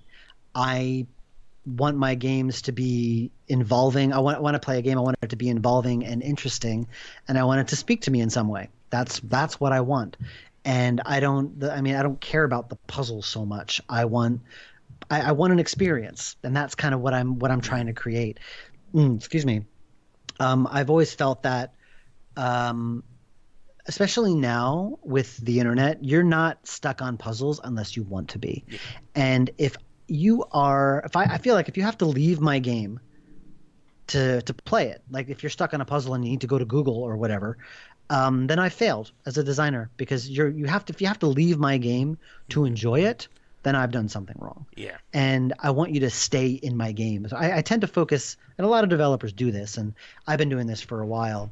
It's not that I don't like puzzles. It's just I prefer immersion. I want you to feel immersed in the worlds I create, and I want you to enjoy being there and feel what the characters feel. And that's what I try to do in Hmm. my haphazard way. So I tend to focus more on that, and a lot of modern developers understand this, so they do focus on that immersive aspect, which is the thing I love the most about modern, not just modern adventure games, but modern narrative games as a whole. That Hmm. sense of just immersion and being there and having the events happen to me or make me making the events happen. That is more engaging and satisfying to me than solving a puzzle, to be honest. Yeah, and I think another big part. Unless the game is about puzzles, like oh my god, The Witness. Like that Hmm. is definitely about puzzles. That's Yeah. why you play the game. So Yeah, and what I was about to say is when you're thinking about the game as an immersive experience, it also allows you to kind of build the rules of the world up. And mhm. then, as you said, it keeps the player within that world to solve that puzzle. Like going back to Blackwell, for instance, the whole rule set involving Joey and what he can and cannot interact with. Like you establish that very early on, and then Which meant I had a lot of small blowable objects in all the rooms he could yeah, enter. exactly. But it makes sense within the framework of the Blackwell universe, so that when you start thinking about puzzles, instead of thinking about, oh, what does Dave want me to do, you think about what can I do with Joey or what can Rosa do to solve these puzzles. Yeah, I really, that's one thing I really loved about Blackwell is that I liked using these two people and just how they could create different scenarios, not just for puzzles but for obstacles. Like Rosa can't enter a room, but Joey can, and that's just a common way of getting Hmm. through a problem. And also, it also makes your character special because no one else could do what you did. Like Joey can enter a room and find something and bring that information out, and you can use that. Like that is something that makes your character very unique in this world, and Hmm. I found that very satisfying and interesting. And it's kind of what made her. It gave her a reason to be doing stuff, and it gave you a reason to like being her because she was special in a certain way. You weren't just some random person doing it just because. Hmm. You were there for a reason, and that's what I always try to justify. Like, why are you here? Why are you Yeah. doing this? Why, as a player, even do I care? Hmm. Now, getting back to the adventure genre as a whole, one thing that I wanted to ask you about, Dave, one of the more Mhm. interesting, I guess, I'm not sure we call this a subgenre or just another take on adventure games that have happened in the last few years, have been this kind of interrogation or almost like a deductive adventure game, like stuff like Her Story, or have you played The Infectious Madness of Dr. Decker yet? I have not. Oh, that's an interesting one. You're basically a psychiatrist talking to patients, and you're trying to figure out what's wrong with them, and it all Mhm. has a Lovecraftian element to it. Like one guy says that he feels like he stops time at midnight. He has 1 hour that he can do anything he wants. Or another person is convinced that he lives in Groundhog Day, like this the day is repeating for him. And it's all done with live actors. It's all FMV Mhm. like Her I'm looking it Story. up right now in case you were Yeah. wondering what I was doing. Dr. Decker. Yeah, Is that what it's called? The Game? Infectious Madness of Dr. Decker. All right, I'm looking it up. I've never heard of this. This sounds actually interesting. Ooh. Hmm. I like the guy in the weird mask. Yeah, and it's very interesting about this kind of, again, like with these games, like what you said earlier regarding dialogue and such. These Mm. games are just 100% dialogue. And instead of it being a puzzle of you saying, okay, how do I open up the door? How do I get something? The puzzle is really within the words. How do I get them to tell me so and so? Or how do I figure out what they are trying to say using what I know about them? So, I guess, have you had a chance to play Her Story yet? I have played Her Story. Yeah, I liked it a lot. Yeah, I just want to get your thoughts on it because that is a very different kind of adventure game. Again, you're Mhm. it's literally one room or not even a room. It's just you with an interface trying to figure out what's trying to piece things together. Well, the interesting thing about Her Story, and it's just one of those games that looks so deceptively simple. Yeah. But you talk to the developer, you listen to his talks. There is so much that went into making Hmm. this game. There is so much that went in under the hood. It's not like he just wrote a bunch of transcripts Yeah. and then chopped them up and put it into a game. There is so much that went into this game, and there's so much thought that went into exactly like where to cut off each interview segment. And there's a lot that goes on under there. There's a lot of work that goes into making something look that simple, and that's the most impressive thing about it. But yeah, I enjoyed it. I don't have much to say about it because I've never made that kind of game before, but I found it very very unique and new kind of game. I enjoyed it a lot. All right. I think with that, for the folks watching this right now live, do you have any adventure game design related questions for Dave? If not, I know we are now just at the hour and a half mark. I figure we're going to probably spend the next or the last 15 to 20 minutes talking more about Unavowed. And that will Almost out of water here. Yep, me too. I'm about half empty It's here. okay. Mhm. But we'll probably move on and talk more about Unavowed, and I think that will probably take us to the end. So I'm trying to think if there's any last minute questions regarding adventure game design. Yeah, that's a good point there, Ludrome. That her story doesn't tell you that you've won. You're Mhm. basically left to end the game when you see that you've done enough in a matter of Yeah. speaking. Unless you're a completionist and you want to see every dialogue option in that game, and if you are, more power to you. And interestingly, I did get to speak with Sam Barlow. I think he was the creator of Her Story. That Mhm. was like I think it was like a year after I spoke to you, and it was a very interesting talk. I think he was one of the writers on. I think he used to work at Remedy. I think he was like one of the guys who did like Max Payne. Although I may be thinking of someone else. It's sometimes hard to tell these days. Mike asks me, did I get into the old text adventures? I Oh, grew up playing the old text oh yeah. adventures. I did When not. woolly mammoths roamed the earth. No, I grew up playing Infocom. I recently picked up Bob Bates's Thaumastery. I have yet to play it, but I own it. He has my money, which is the important thing. But I loved Infocom back in the day. Huge Infocom fan. Hmm. I couldn't get into those games. Those are before my time as an adventure game. I tried playing King's Quest. I'm like, no, I'm not figuring this stuff out. Or a text parser. No, Oh, well, that. these were pure text games. Yeah. Like, yeah. I mean, I played my first game was Wishbringer. That was the first real game I played. Loved it. As someone who's a horrible speller in real life, those games are just a nightmare for me to I'm play. convinced those games taught me how to type. The Typing of the Dead is the game that taught me how to type. For those of you who remember that one. Yeah, I have not played it, but I know of it. But I guess if there's any last minute questions from chat, I guess for you, Dave, are there any aspects of designing an adventure game that we didn't talk about or that you find particularly interesting that you would like to bring up? I mean, like I said, there's no right or wrong way to do it. It's like I have like when I work with a developer as a publisher, I generally can what I bring to the table is that I know what's worked in the past and what hasn't. Like I would never be so hubristic as to be like this doesn't work, or rather I would say that no, I would never say you should do this because it's good, but I do have the experience of like knowing something that was really not liked in a previous game. Like we shouldn't do this because we've done it in a previous game and no one liked it, and we shouldn't do it. So I can bring a lot of that to the table and avoid a lot of the common pitfalls that some developers have. I know that the shooting in Gemini Rue is something that a lot of people did not like. At the time, I thought I asked Josh if he wanted to like maybe add a skip option, and he didn't want to. His theory, his idea was that this is a dangerous world, and you need to be able to, and it can kill you. And adding a skip button, negates that. And it was the one time he really pushed back, and he had a very good point.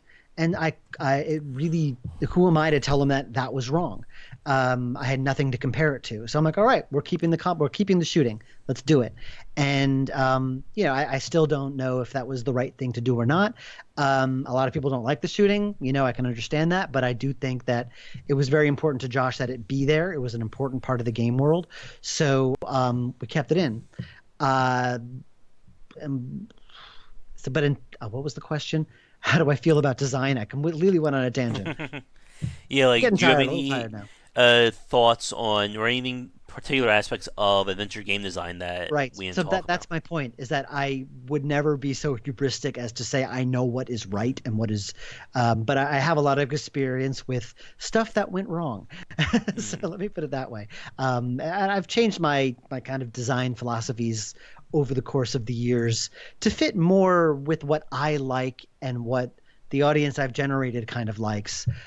But I don't know how that doesn't really apply to the to games as a whole. It's just sort of the mm, niche and the audience that I've generated kind of likes a certain thing and they're receptive to a certain thing, and that's kind of what I try to deliver. mm-hmm. I see your question in chat R618. Before I get it, I just what we were just said. I think just brought up two really interesting questions. I just want to ask you about, Dave, before I forget them. Sure. Regarding what you said with Gemini Rue, I think you said with the shooting aspects. Hmm. Um, One of the more interesting debates that have come up in the last few years has been whether to allow players to have a skip option for trouble or difficult sections in games. I remember one of the more famous examples would be the whole hoopla that was raised over a Mass Effect, basically having a story difficulty. Where the game is, you basically make the game so easy that the whole combat and general gameplay can be ignored if you just want to focus on the Oh, story. you know what? That actually was the inspiration for Unavowed. Mm, Because there was an interview with a BioWare writer several years ago, and she talked about wanting to skip there's a lot of games where you can skip the cutscenes to get back mm-hmm, into the action. But because that's the core of the game. The core of the game for these people is the action and the shooty bits. But for her, the core of Dragon Age was the narrative bits, yeah, the choice and consequence, choosing which characters you want to bone, that kind of mm-hmm, stuff.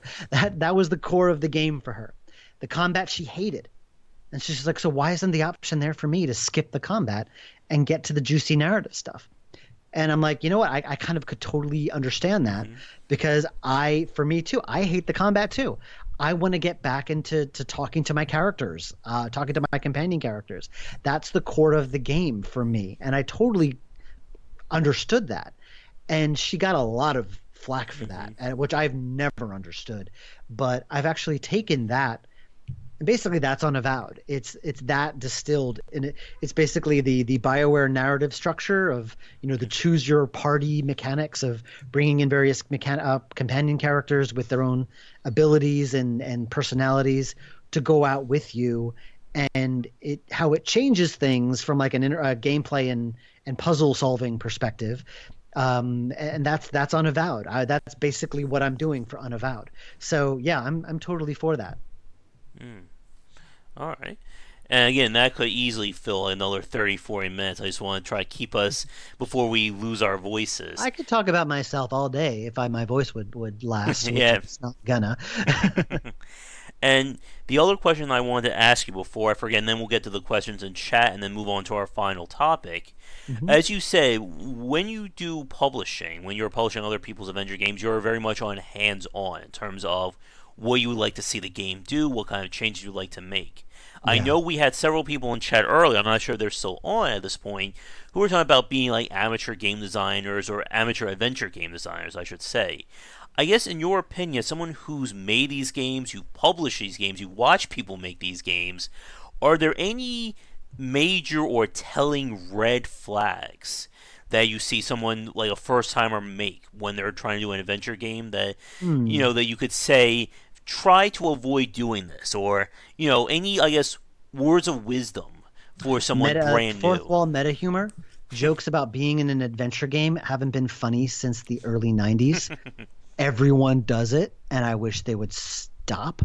That's the one thing. Dave has a great cartoon voice.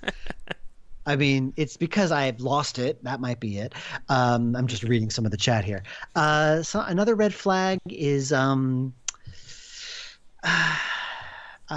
really long, drawn out intros.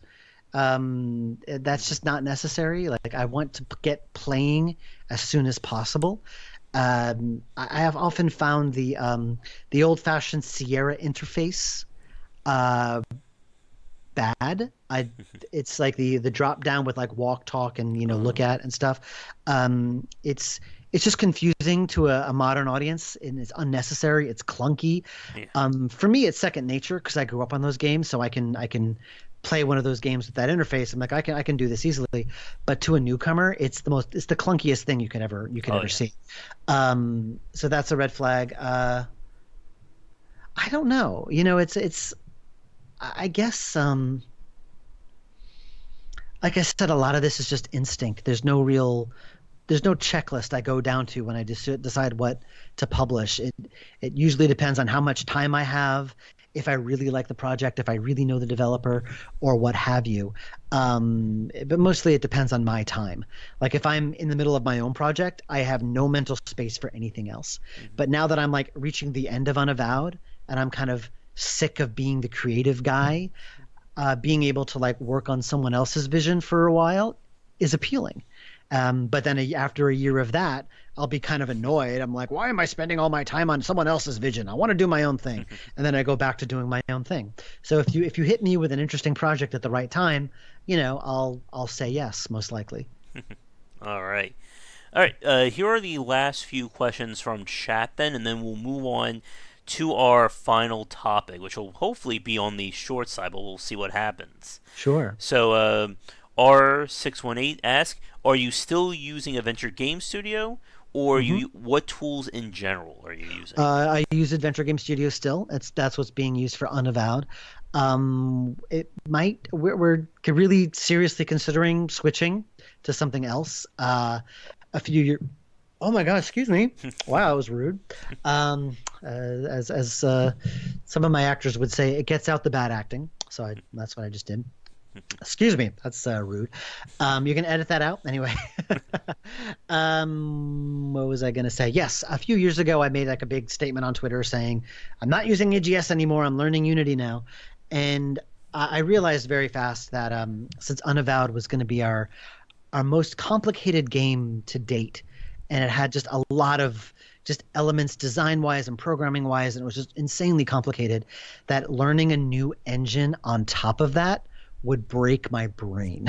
So I decided, nope, this is not the time. And so I'm sticking with AGS, sticking with the devil I know.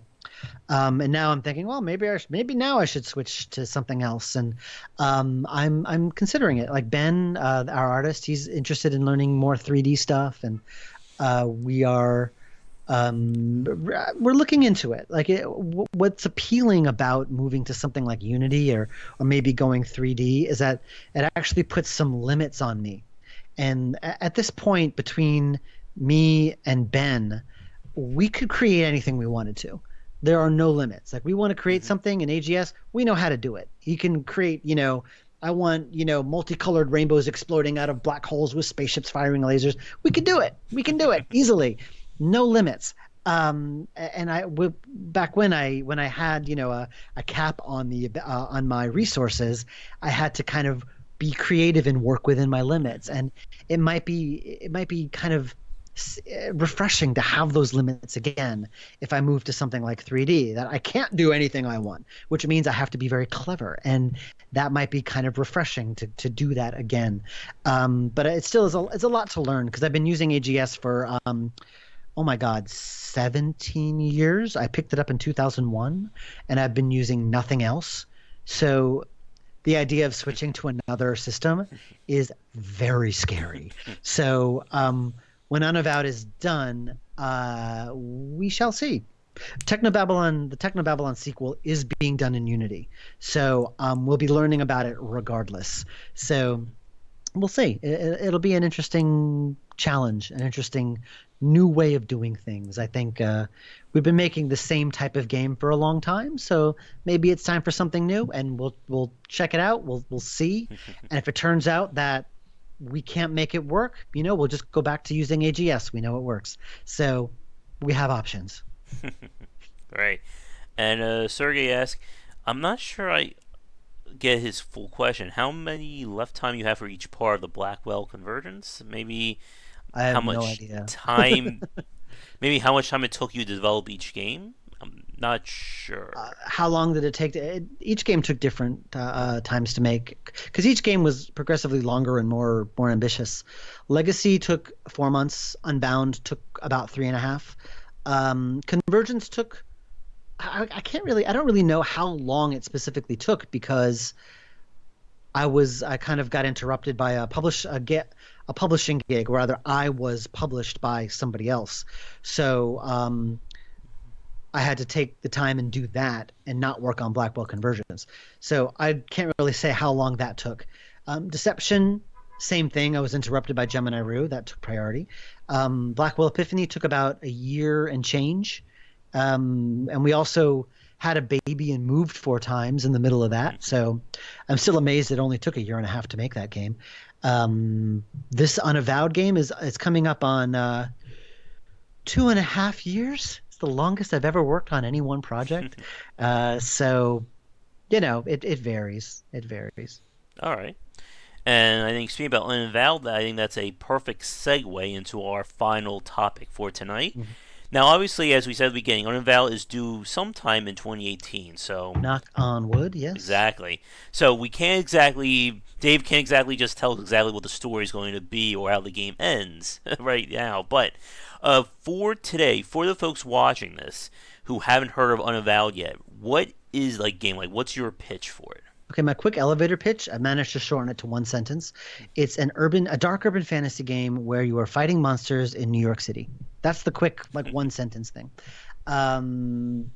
To expand upon that, it's basically about you play a man or woman, you can choose your gender in this game, who was possessed by a demon. And while you were possessed, you did all sorts of horrible things throughout the city. And you've been rescued by this organization called the Unavowed, which is like these supernatural, investigator type people. And since you can't go back to your life because you did all these horrible things, you now have to go throughout the city and try to uncover what your demon self did and put it right, while at the same time trying to take down the demon who caused all the trouble in the first place. So what's interesting about it is that there's all these various other members of the Unavowed who you take out with you on the various missions and areas around the city, and they each have different abilities. You might have seen the poster art that's on Twitter. It's on my Twitter banner page. There's 4 characters that each have different abilities and different histories and different, points of reference that help you when you're out and about in the field. So you choose 2 of them to go out with you at any given time. And it changes the puzzles and dialogue options and stuff like that. So there's a lot of choice and consequences in the game, which I'm very proud of. And it's really long because I want to take advantage of the choose your party system. I want you to choose as many combinations as possible. So it can't be a short game as a result. So yeah, that's the longer expanded version of what this game is. So I hope that explains it. Mm-hmm. I've yet to find a really nice PR sexy way of describing the game. I guess will there be actual combat in Unavowed, or is it going to be more Nope. puzzle solving? No combat. People keep asking me that because I keep mentioning it's got an RPG narrative structure, and they hear that term RPG and they think, oh, combat, stats, gear, weapons. No. I try to avoid that term where I can, and I'm just no, I don't mean RPG. I mean the BioWare narrative structure, which is a real lame way of describing the game, but that's basically what it is.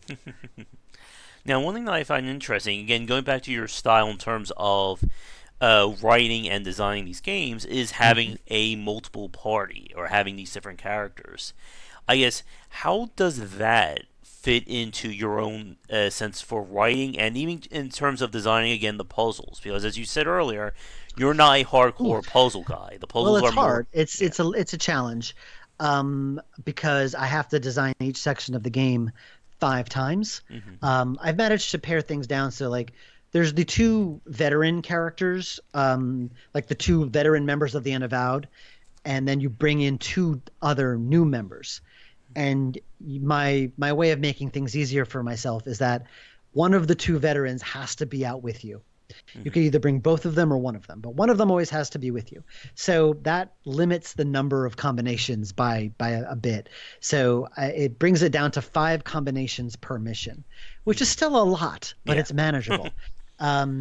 But like each of them can do different things. Like there's Vicky, who's the disgraced police officer. She's the woman with the gun on the poster. She well, she's a disgraced police officer. She's a very well liked police officer. And so, whenever you encounter a cop in any section of the city, they will know her and they like her, and they're a little bit more friendly to you and will part with more information as a result. So you gain more information if you have Vicky with you, and but if you don't have Vicky with you, then you're not going to get that information, and you have to find it some other way.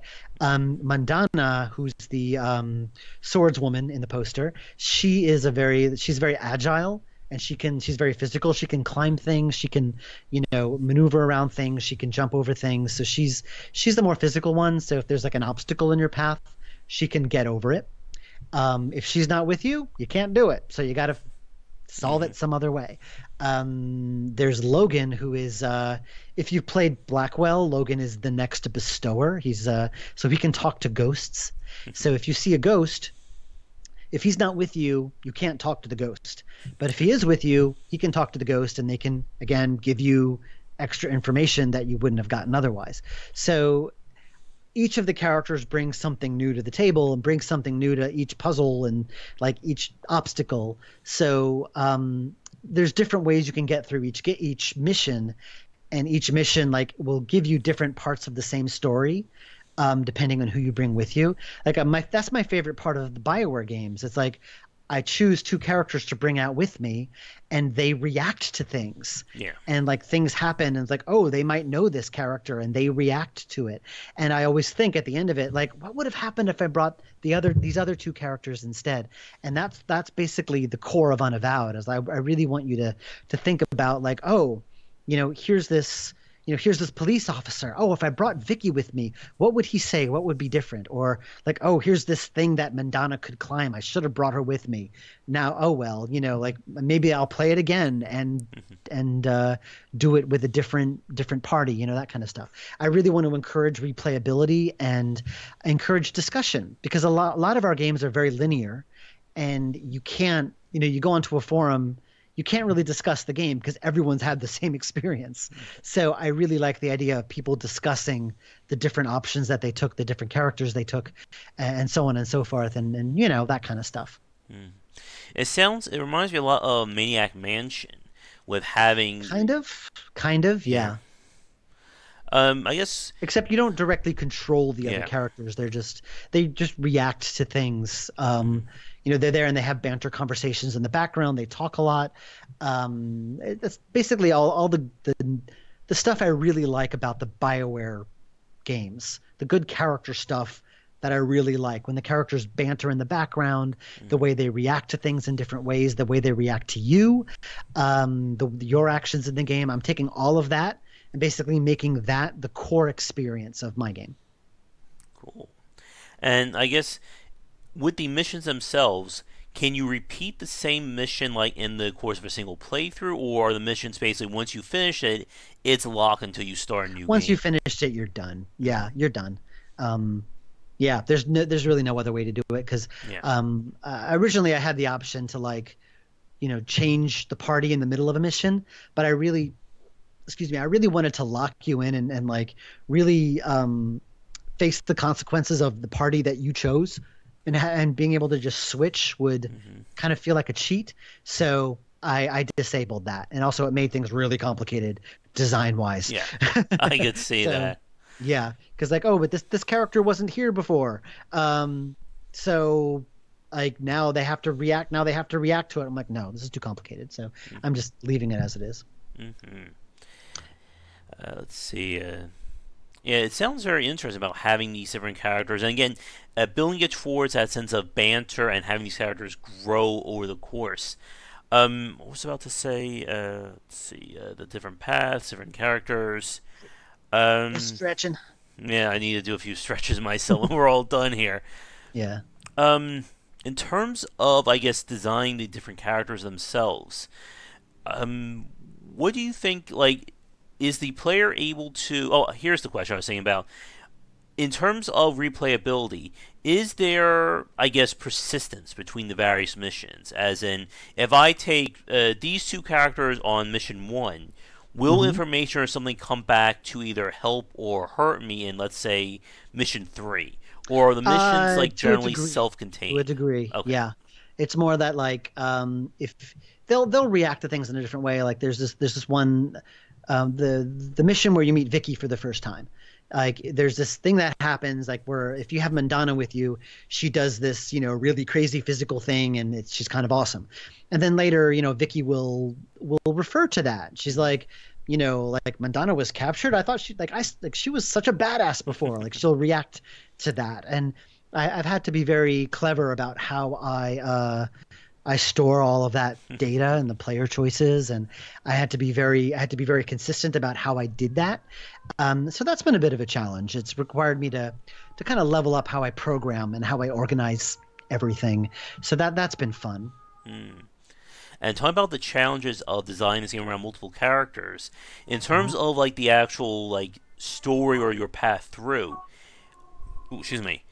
Like in terms of like building this around, like how did you decide like how much like variety should each mission have in terms of do I Oh, take this person, but then if I take so and so, how does the puzzle or how does the story go in this direction or this direction, and so on. that was the challenge because I had to um, like all right, I would first design it with two characters. I would take like Eli and Mandana and do a path for them. This is something they both can do. Like so Eli, he's a fire mage, so he can not only set stuff on fire, but I created this mechanic for him where he can do something called fire reading, where he can read anything that was burnt. Like any book that was burnt, he can read. He just can call it up and read it. And so there's like a lot of like, oh, you find out some document was burnt, so he can now read it. So I have to like find a reason for him to be able to do that. But if you don't have Eli, you have to get that information some other way. And I'm like, all right, well, maybe this police officer saw that document before it was burnt. So he will tell Vicky if you have Vicky. Or maybe this guy died, and this guy who died, who's now a ghost, saw the document and can tell Logan. So I have to kind of really think about how all that works. That's a very bad example. That would actually be a very boring way of doing it. Like there's a lot of variety in how information is presented to you. Yeah. So that was the biggest challenge, and what took the longest was having to not only design for these 8 paths, but every dialogue exchange I basically had to write 5 different ways because it really depended on like who was with you, and of course like the characters would talk to each other about what happened. So I'd have to write that 5 different Yeah. times with each character combination. So it's a lot of dialogue, but Yeah. that's the kind of stuff I love. I love writing character dialogue. I Mm. adore it. So that was the fun. The design was less fun. Because it was just a lot of work. And honestly, like my actual workflow in terms of how I do things hasn't changed very much. It's just this game is significantly longer, so it's just taking me Hmm. significantly longer to do anything because I have to the game is longer, the game is long, and I have to redo a lot of the various sections 5 different ways. Yeah. So it just takes a long time to do. Hmm. Yeah. And R618 is asking, so each mission is basically like an adventure puzzle that's solvable in different ways, or in various Uh, ways, depending upon the different characters. hmm Hmm. Some missions have more variety than others, but yeah, that's basically it. I mean, mostly I'm was my main focus was just having the characters react to various things that were going on, kind of reward you for the choices you made. It's like you bring Logan along, he is going to react in very specific ways. Like like his main history is that he's a recovering alcoholic, so he sees everything through that lens of Alcoholics Anonymous, and so he will react to something you do in a different way than let's say Mandana would, who's like 300 or 400 years old, and sees everything in terms of like what was here 400 years ago. So they all will react to something in different ways. And I really want to make that clear and prevalent and, rewarding. So when you choose one of these characters, like their characters really come through. I want that to be really rewarding. If you chose this character to come with you, that means you're going to know that character better by the time you finish that mission. And that's my main goal for every section of the game. Hmm. And as you said, like in terms of game length, this is obviously going to be a lot longer than Blackwell, probably some of your other adventure games. It's long. Hmm. Sorry, is asking how many endings. Do you have an idea of how many endings in I the mean, game? my philosophy for endings is that there's going to be one or two true endings, but it's just the paths you take to get there will vary. The last section of the game is where all the payoffs happen. It's like depending on who you saved and who you didn't save, they will either help or hinder you. And then when you get to the final area and solve the big thing that needs to be solved, like it's not going to really change depending on what you did throughout the game. It's just the path you took to get there will change quite drastically. Certain companion characters won't be there because of choices you made. Certain characters will. So little things will change, but it'll be like your specific path you took to get there. I don't believe in drastically different endings to a game because I feel that an ending needs to like kind of put a capper Yeah. or a kind of like wrap up everything that came before it. It's sort of like it has to underline the philosophy and everything you've been saying so far. And you can't really do that with multiple endings. You really can't do that as well and have like every multiple ending be true to that vision. So it's really one true ending, Hmm. but the various ways you take to get there are different and like little small things will change, but the main ending is going to be there. But yeah, Yeah, and because that. that's my way of doing it. And And, also again, I'm one guy. There's only so much I can do. and that really reminds me again of what happened with Mass Effect and how they try to take everybody's ending and try to make it canonical. Or I think I Yeah. butcher, or I may have said that right. And you really, as you said, Dave, you really can't do that. You can't say that every choice matters, except they don't really matter, or every ending is possible, but no, like it's good to have like something to put a tie a bow on the experience. Well, what's interesting about Mass Effect, everyone went crazy over the ending, but what I felt about the ending of Mass Effect for me was Mass Effect 3. Because Hmm. like all the choices I had been making for like 5 years were suddenly paying off. Like, oh, here's this choice I made, 5 years ago in Mass Effect 1. I'm like, oh, here's the result. Here's what's happening now. And like that was the payoff. I felt the ending of Mass Effect was Mass Effect 3. What happened with that Star Child was just the end of the game. That was just like that was just the end of the ending. Like, I don't know. That's just the way I thought of it. I wasn't as bothered by that ending as a lot of people were. But yeah, that's how I felt about it was that if you see your choices pay off, then you've succeeded. And I felt Mass Effect did. Hmm. I'm sure we could probably spend like an hour on that We're easily. not going there. No, no, we're not. I guess one other question for me that I gotta ask: with Unavowed, are you going to have a developer commentary or blooper reel like you did with Yeah. Blackwell? I mean, this interview is, case in point. I can talk about myself easily, and the commentary is one of these things where it's like I did it in the Shiva because when I originally was a freeware game, and when I decided to sell it, I really wanted to add extra stuff to make it Hmm. worth it. So I added the voice acting and I added a commentary track to kind of make you feel like it was worth the price tag. And people really liked it, and it's incredibly narcissistic and fun for me to do, as I basically talk about myself for like hours, and people like it. So yeah, Yeah, there's going to be commentary. Rest assured. nice.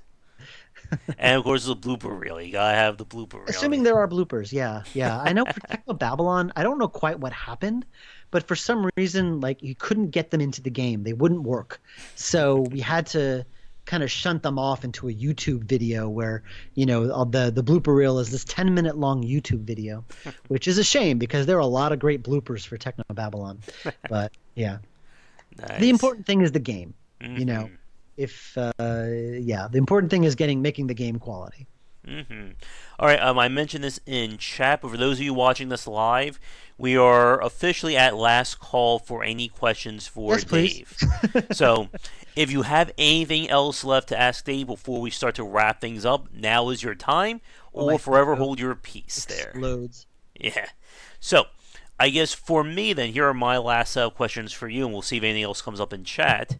So, as we said earlier, just to clarify, right now it's a tentative release date for sometime in 2018 for Yeah, Unavowed. I'm working on the last section of the game right now, and then of course comes like I've been testing it and debugging it and polishing it up, but I haven't really done like the full big beta tester, everyone attacks it yet. So I'm gonna finish up the final section of the game, hopefully in the next couple of weeks, and then really start getting it tested, get excuse me, get all the dialogue finalized, and then start the voice recording process. And I'm really going to push this thing out because it needs to get Yeah. out. You guys need to play it. I want you to play it. Hmm. And for people interested in picking up, what platforms are you planning on releasing Unavowed on? Currently Windows because it's AGS and they do like, that's it's a Windows based engine. I'm going to try to port it to Mac if it's something that's doable. It's a complicated game, and the more complicated the game is, the harder it is to port. So, but I know all of our games run on emulators, so I always tell people to try doing that.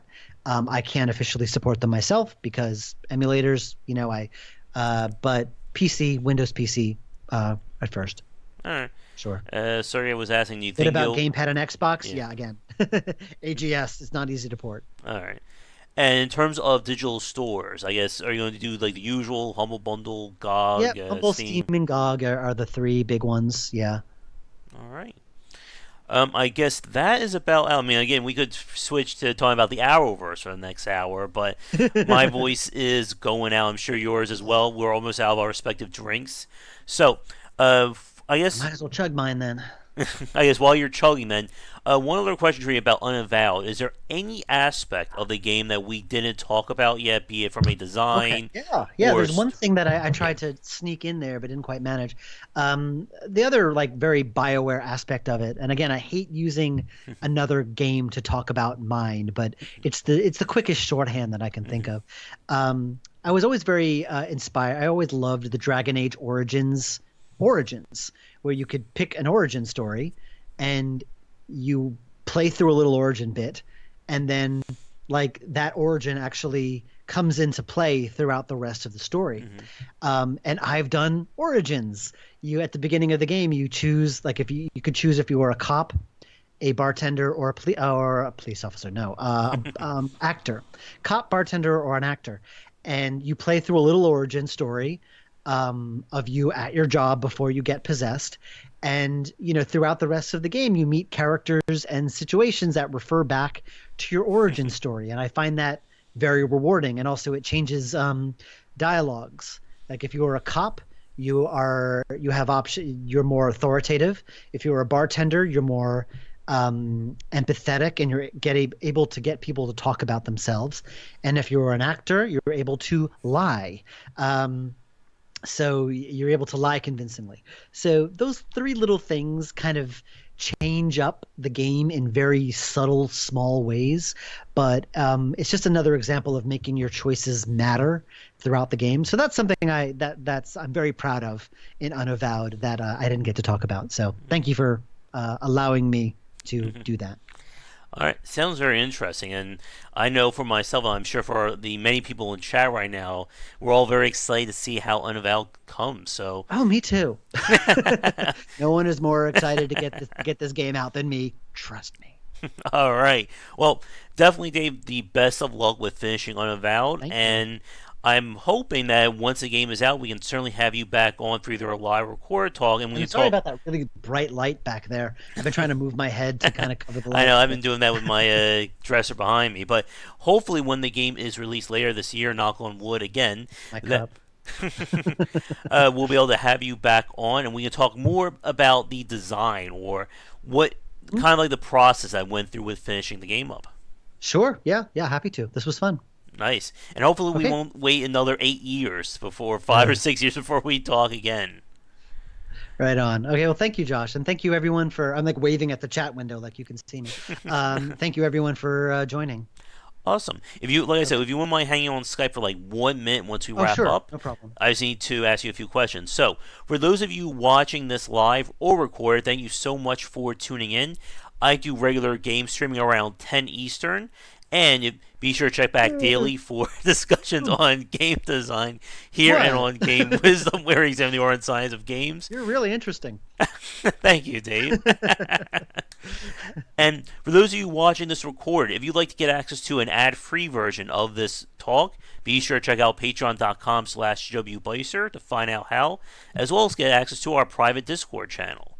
I realize But I've been tapping the microphone. Has that been getting picked up? I think so. I think it has a Oh few crap! I'm times. sorry. I've like been scratching it like an idiot. Has this been getting picked up? I Like when I think go it like this? has. Oh my God! I'm really sorry. Why didn't you call me out on this I stuff? thought you were doing it just normally. No, it's just a little nervous tick. I'm just sitting here scratching the microphone. I'm like, oh, that's dumb. We got to start over. We got to do the whole thing All over right. again. All right, let's do it. I'm so sorry. No, yeah. All right, we got to repeat this Jesus whole thing, Christ. folks. Next 2 hours, let's begin right now. Everyone, fill up your drinks Oh again. my God. All right. All right. All right, folks. Well, thanks for tuning in. Like I said, be sure to check in for regular streaming, Discord, and all that. And of course, check out Dave. For people who want to check out your website, it was just watcheye.com. WadjetEyeGames.com. All right. And yep. And if they want to follow you on Twitter, what's your Oh, Twitter? Wadjet Eye Games. Easy. All right. Well, my With a voice is J. about. There you go. Not a My G. voice is about them. Before Dave taps on the mic a few more times, we'll end things here. There you go. All right. Well, again, thanks for tuning in. Be sure to check out regular streaming and whenever we do more developer interviews here. So, with that said, have a great rest of the afternoon. And Dave, have a good night. And Thank we you. will see you all next time. Till Right then, on. Thanks, Josh. take care.